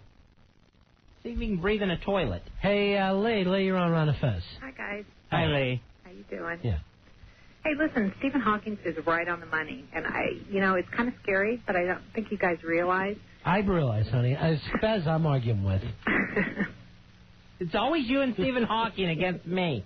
No, it's true. It's you and Jethro both. Right on the money. What makes him so right about this? Because he realizes that we are making computers smarter than we are. And that's scary. I agree. And someday, computers will take over. Didn't you guys see Matrix? Yeah, I did. And you know what we'll do? We'll unplug them. We will pull the plug from the outlet. No. And it'll be all done. Fezzy, didn't you see Matrix? Yes, it's a movie. No. All right, Lee, what do you know? Didn't you see the outlet your computer's plugged in? Lee, other than Matrix, do you have any kind of background in computers? You know anything? Yes, I went to MIT and I was majored in genetics, actually. You went to MIT? So did I. What do you did? Now, you majored in genetics, right? Yeah. Do you honestly think that if I took a baby and I put 2 slits in the side of his head, I could get it to breathe underwater? I could cut gills into its head? Well, no. No, I don't think so. I didn't think so. Exactly. All I'm saying is, guys, yeah, you do have something to worry about. What if I shoved an air hose in there? Okay, maybe that Through might the work. holes? Yeah, it might work. All right, now what kind of genetic experiments are we going to be able to do, Lee, to catch up with these computers? Yeah, what will we have to do since we're all bowing down to the great Stephen Hawking now? What about this, Lee? And you not understand genetics. Okay, well, basically what if you're we talking about is this. take a baby, cut the top of its head off, and shove a calculator in there as hard as we can. Like Mojo Jojo. You guys are missing the point. The point Yes, is I think you've I got am. humans, and humans are full of flaws. Yeah, I know. Then you that. got computers. Like Fez. I'm full of Perfect flan. computers will never perfect human beings, so the computers will always win, so to speak. We're doomed. We're doomed. Why Yes, would you we're say doomed. we're doomed? We're doomed. Do you think that these computers are going to be walking around one day? No, but think of the internet. Because I swear, Okay, a computer hold on. comes after me, I'm grabbing an axe, and it's done. I may start just carrying an axe. Bessie, look at your life. You probably have satellite TV. You probably have voicemail. You probably have you're online on the computer. Yes, I do quite well for myself. Exactly. You probably have all that stuff. You want some all gills? that's computer generated. No. They know your life. So what? They know your Computer life. knows you. But this is like saying this. Like, say, 150 years ago. People go, hey, we're more dependent on horses than they are with us. They pull our wagons. A horse never took over. Right. No, but we never enabled a horse to have the intelligence or above the intelligence All right, that first of humans all, do. do you honestly think, honey, do you Don't think... call me honey. All right, Why sweetie not? pie. Pussy lips. Call me Miss. Do you honestly think, pussy lips, that just we program these things, it doesn't make them intelligent? Yes, it They're does. just spitting back what we're telling them. They don't think, they don't feel. They do. They're the world's biggest parrots. They think. Sugar tits, here's what I'm trying to say to you. Honey. What? I don't mind if someone Yes, calls they me honey. do. We teach them to think. What computer thinks? AOL? No. All it thinks is that I got mail. That's your computer. You have a... You did not go to MIT. I honey. did. You'd be able to express yourself. Okay. Well, I'm an engineer. What can I say? On a I'm train? an introvert. I talk to computers. I'm on the computer all the time. All right, so you're worried about computers. No, I'm not worried. You just I said know they were taking over. Huh? You said they were taking over. No, Remember not screaming, now. look at the Matrix? Not now. I'm not saying not now, but When? in the future, yes. Yeah. Yes, we will enable computers to have so much intelligence that is above and beyond us that they will supersede the human race. And I'm not saying in our lifetime. I know I've made some very poor decisions recently. I hope the two of you are not concerned about this. I am a little bit, but I don't see it happening. Not in your lifetime. Maybe, You know what Fezzi, this is? Don't worry. You know what, Fezzi? Don't worry about it. It's not Here's your what I life. believe that we're living in right now, Fezzi.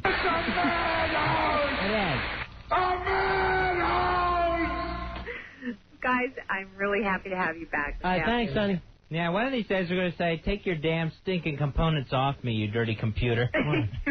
Say it later, babe. She went to MIT beauty school. That's about it. MIT dropout. You're going to go to MIT and then all you can go, didn't you see the Matrix? Is that what they're teaching? You know what? If that's what you learn at MIT, send me to Massachusetts. I'll get my degree tomorrow. She actually had a mitt. She had an oven mitt. She went to Oven MIT, where she learned how to cook. And not well, by the way. No kidding. I hate looking black like you can't call him honey. I love to be called honey. Try me. No. 877-692. No. 877-692-1027. It's the Ron and Fez show. Ron and Fez. He's Ron and Fez. He's Ron and Fez. Obviously a major malfunction. 1027 WNEW. 1027 WNEW. Drive home with O&A. Drive to work with the sports guy. DJ Blackhead's with us. He played left field and he made it. fly ball. He went for a jailbreak. Oh, stop. He actually ran through the fence, and Benny Schwieger says to me on the bench, "Hey, it's like Roots." He's a Where's Harriet Tubman? Sports guys Blaine and Craig. Mornings 1027 WNEW. This segment of Ron and Fez is brought to you by the MTV Video Music Awards. Hosted by Jamie Foxx, airing September 6th at 8 p.m. 7 Central. With performances by U2, Britney Spears, Missy Elliott, and more. Only on MTV.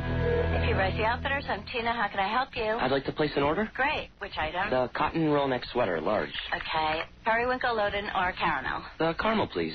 The what? I'd like it in caramel. Oh, the caramel? Yeah, that's what I said, Tina. Actually, you said caramel when it's pronounced caramel. Can't we just call it yellow? No. Everyone knows the best part of a Milky Way. They just don't know how to say it. After all, it's our caramel. It's caramel. That makes the Milky Way great. Bull markets can come and they can go. In these economic times, how do you keep your money growing safely? By investing in high-yielding CDs and money market accounts from E-Trade Bank. Call 1-888-968-8855. E-Trade Bank's CD yields have consistently paid one of the top rates in the nation. Their money market accounts have consistently yielded double the national average. And these high-yield accounts are all insured up to $100,000 by the FDIC. So how do they do it? E-Trade Bank does business by phone and internet rather than through costly branches. This keeps their expenses low and their interest rates high. So keep your money growing even when the market is in flux.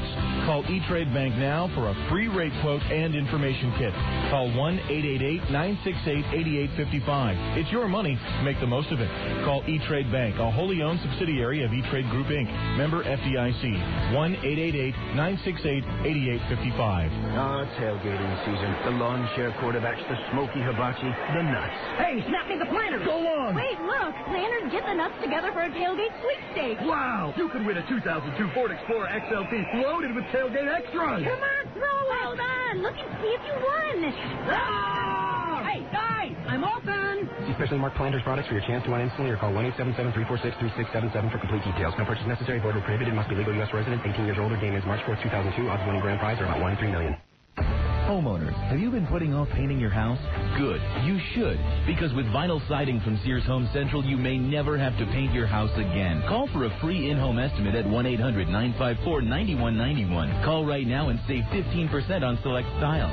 Sears top-quality vinyl siding makes your home's exterior virtually maintenance-free. It has the beautiful look of freshly painted wood. And best of all, Sears guarantees your complete satisfaction or your money back. So call Sears Home Central at 1-800-954-9191 and save 15% on select styles. Offer ends September 30th. Minimum purchase 1,000 square feet. Not available in all areas. Ask your representative for offer details and written warranty. Services and materials provided by Bill Ray, a Sears authorized contractor. License number available on request. So call now for vinyl siding from Sears. 1-800-954-9191. That's 1-800-954-9191. 1027 WNEW.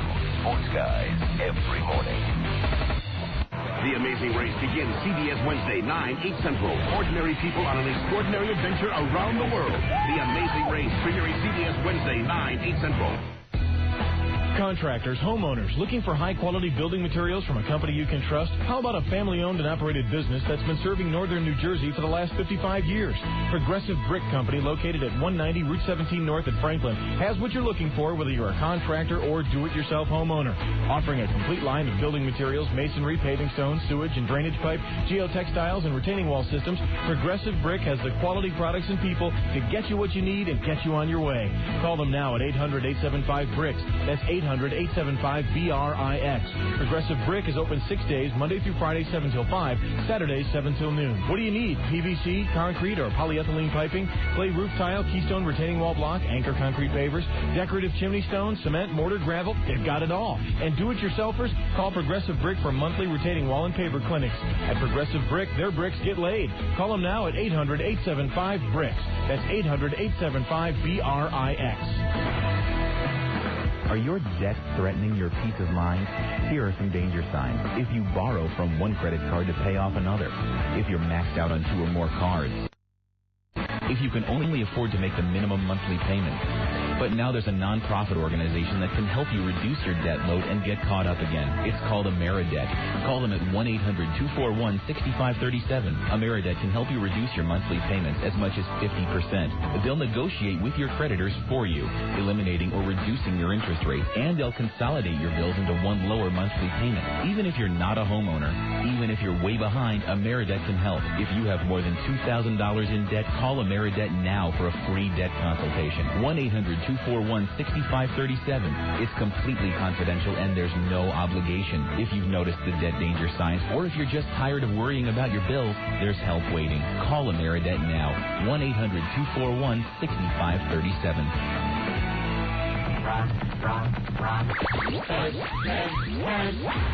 Ron and Fez, 1027 WNEW.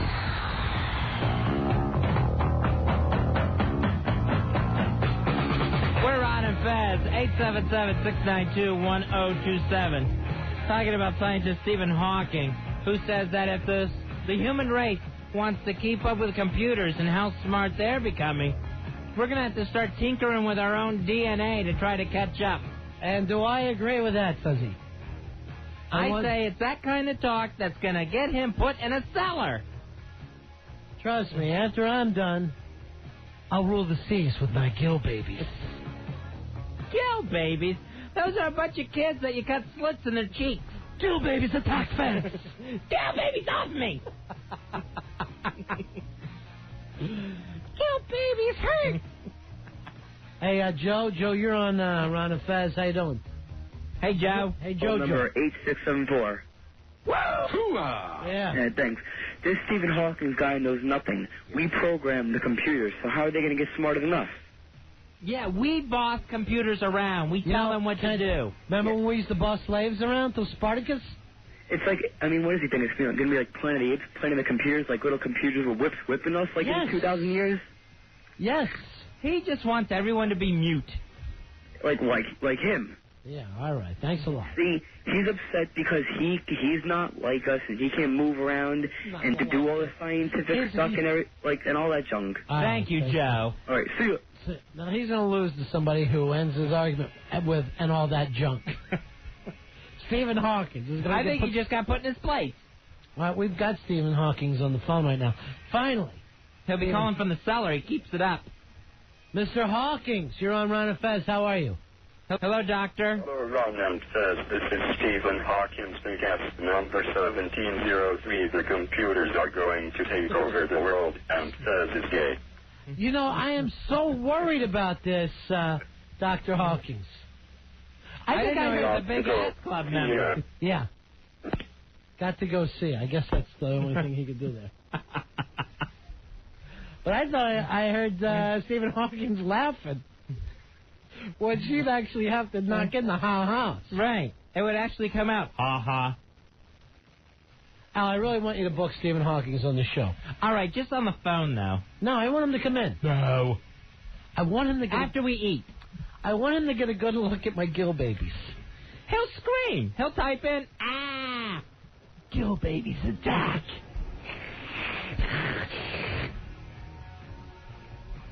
Well, Fezzy, here's good news. Here's one human that still has a great life, Tommy Tom. Oh, nice. That's Tommy Tom. What's he up to tonight? Tommy Tom, you got the light. Tommy Tom, of course, wrote us a letter, Fezzy, telling us he had the greatest life ever. And now people are saying, Tommy Tom, you've got the life. You sure do, Tommy Tom. Tommy Tom, we've been away for about a week. What have you been up to? This weekend was, typical, festive weekend, a little water skiing, frozen drinks. Every weekend's a holiday weekend to you, Tommy Tom. Frozen drinks, Tommy Tom, you sure got the life. You sure do, Tommy Tom. That's Tommy Tom, and he's drinking a frozen margarita. There he goes on solid gold water skis. Tommy Tom, you've sure got the life. You sure do, Tommy Tom. You're the cat's pajamas, you are, Tommy Tom. That's what I hear. How you guys doing? So that was it for you. Water skiing and frozen drinks?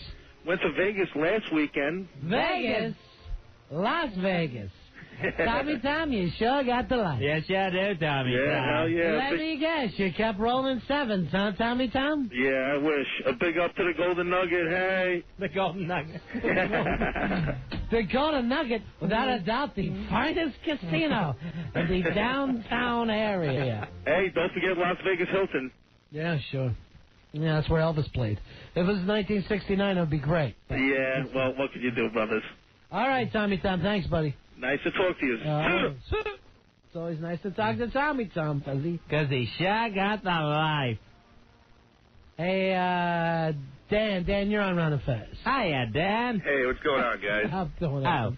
I heard you talking about this computer and artificial intelligence. I had to call in because I'm a programmer. And Really? I just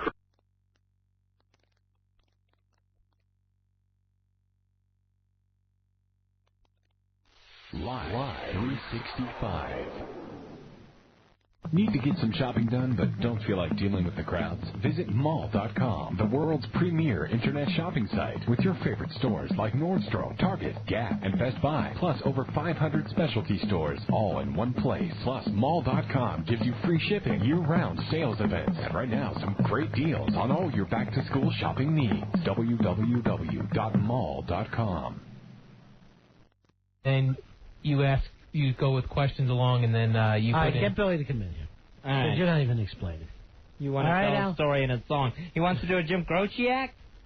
What's the idea for this bit that you have? I got to tell you, based on what Al just said, I have no idea what the heck you're talking about. Which bit are we discussing? I think it was your interview segment. You wanted to do an interview. Oh, the ones I went and did over the weekend? Oh, you already did one? Oh, yeah, I already did them. I interviewed a lot of young teenage girls over the weekend at the mall.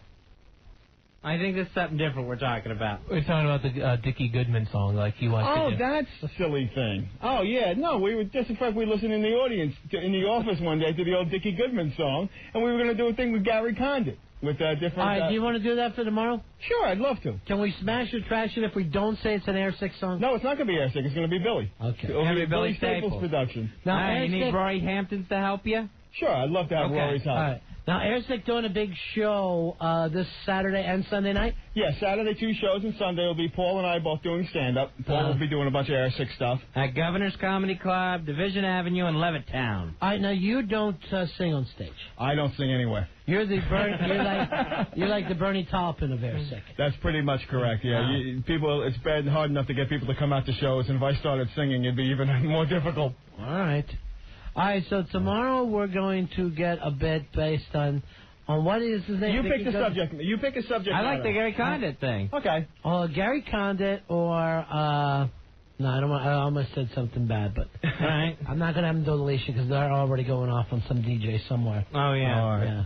All right, so we'll go Gary Condit. Okay. All right, and these will be Gary answers in the song, like the old stuff from the 60s Yeah, and 70s. we actually even have the old one, too. I still have that on the computer in the office. So. All right, so maybe we'll play those tomorrow. So can we smash your trash? Because I know you don't. Of course like you that. can. All right, but I always think smash your trash because people call in. I take a beating like a man if I have to. No, And this could be, you never know. That's a smash. It could be a whole new vehicle Right. for you. Yeah, so we'll do it on the whole Gary Condit thing. Now, are you going to use all pop songs? Are they going to be rock songs? Are they they have to be current? There will be well-known current songs if possible. All right. Okay. You know, you have to base it on whatever silly questions we're going to ask and find something that fits. Somewhere I try to work in that whole Tears of Jupiter, whatever the hell that song is. Drops of Jupiter. Drops of Jupiter. And tears on my pillow. Yeah, well, try to work that in. All right. All right. Thank you, Billy Staples, appearing this week. Hey, some people want to say see it to us, Fuzzy, so... all right. First night back. It felt a little weird, huh? Yeah, definitely. I blame it on Bahama Johnny. Bahama Johnny got us off to a bad start, and I don't think we ever caught up. Hey, Norman, you're on Ron and Fez. Hey, Ron and Fez. Yeah, Yes, buddy. card holder 6169. Yeah. Yeah, I just wanted to welcome you guys back and give you my see ya. All right, let's hear it. Thank you, Norman. Hey, John, you're on the Ron and Fez show. Ron and Fez, nice. Card holder 8726. Hey, Jules, you're on the Ron and Fez program. Go ahead, Hey, guys. Jules. Hey, guys, how's it going? Welcome back. Big ass card holder 8432. Hooah! Just want to say, see ya! Thank you, 8432. Hey, Cecil. Cecil, you're on the Ron and Fez show. Go ahead, Cecil. I like that. Now, Beanie. Somebody just gets to the point. DJ Ron and Fez. 1411. Hey, Liz. Liz, you're on the Ron and Fez show. That was a girl. That did not sound like a girl. See ya. I can't wait till Dickie Goodman takes a look at that. Dickie Goodman interviews Gary Condit. But I definitely want to get a Drops of Jupiter in there because it's so big with the younger people.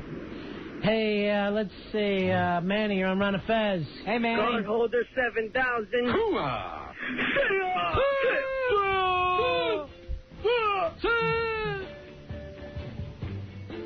Chris and Matt and Mike. 593 checking in. Hooah! See ya.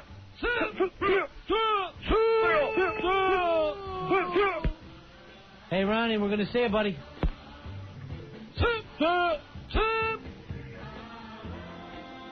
Larry, time to say see ya, my man. Larry. 2191. We're Ron and Fez. We'll be back tomorrow at 7. Remember, you want to see Airsick at Governor's. That number is 516-731-3358. 1027 WNEW. 1027 WNEW. Drive home with O&A. It's a gay sex line we're advertising for. For a gay sex, 1-900 man ass. You want to do the sponsor? Hey, Opie, I just love calling up and listening to hot guys talk about their man ass. Like that. That'll be the next promo. Opie and Anthony every afternoon on 1027 WNEW. New windows. You know you need them. Your energy bills are high, and your home isn't comfortable when your windows are drafty and noisy. So who can you count on for energy-efficient windows at a fair price? Sears Home Central. Just call 1-800-954-9191 for a free in-home estimate. Call now and save 15% on select styles. Sears vinyl-framed windows glide smoothly. The multi-paned extra-strength glass may help reduce your energy costs. Plus, you get a limited warranty that covers all materials. So call Sears at 1-800-954-9191 and save 15% on select styles. Offer ends September 30th. Not available in all areas. Ask your representative for offer details and written warranty. Services and materials provided by Bill Ray, a Sears authorized contractor. License number available on request. So if it's time to replace your old windows, call Sears Home Central now. 1-800-954-9191.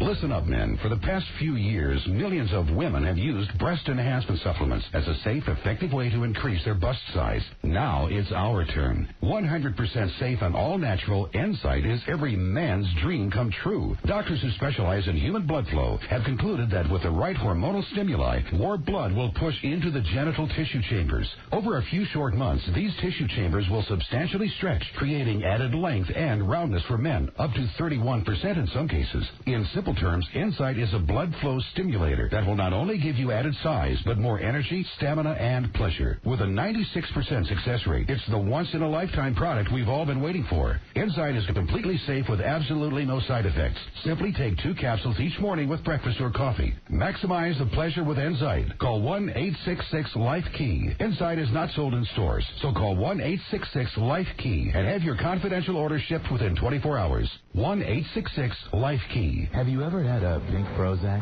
What about a tartini? Or better yet, how about a black and tan martini? Thought they didn't exist? Well, then you've got to go to Mix Lounge and Food Bar. Mix is the new place to go on the Jersey Shore, located on Brighton Ave in West End, Long Branch. You'll experience a relaxed but way cool atmosphere. The owners, Sam and Michael, will make you the drink of your dreams, from the classic martini drinks to their original fruit-infused martinis. Once you get there, you won't want to leave. Plus, they're open for lunch Thursday through Sunday and open open for dinner daily with fantastic light fare including appetizers, salads, pizzas, and sandwiches. Want to impress your date this Friday or Saturday night? Then you've got to go to Mix. Taking a trip to the Jersey Shore for the weekend? Then be sure to stop by Mix. Mix Lounge and Food Bar is located at 71 Brighton Avenue, walking distance from the beach. For further information or to get directions, please call 732-923-9100. That's 732-923-9100. Come to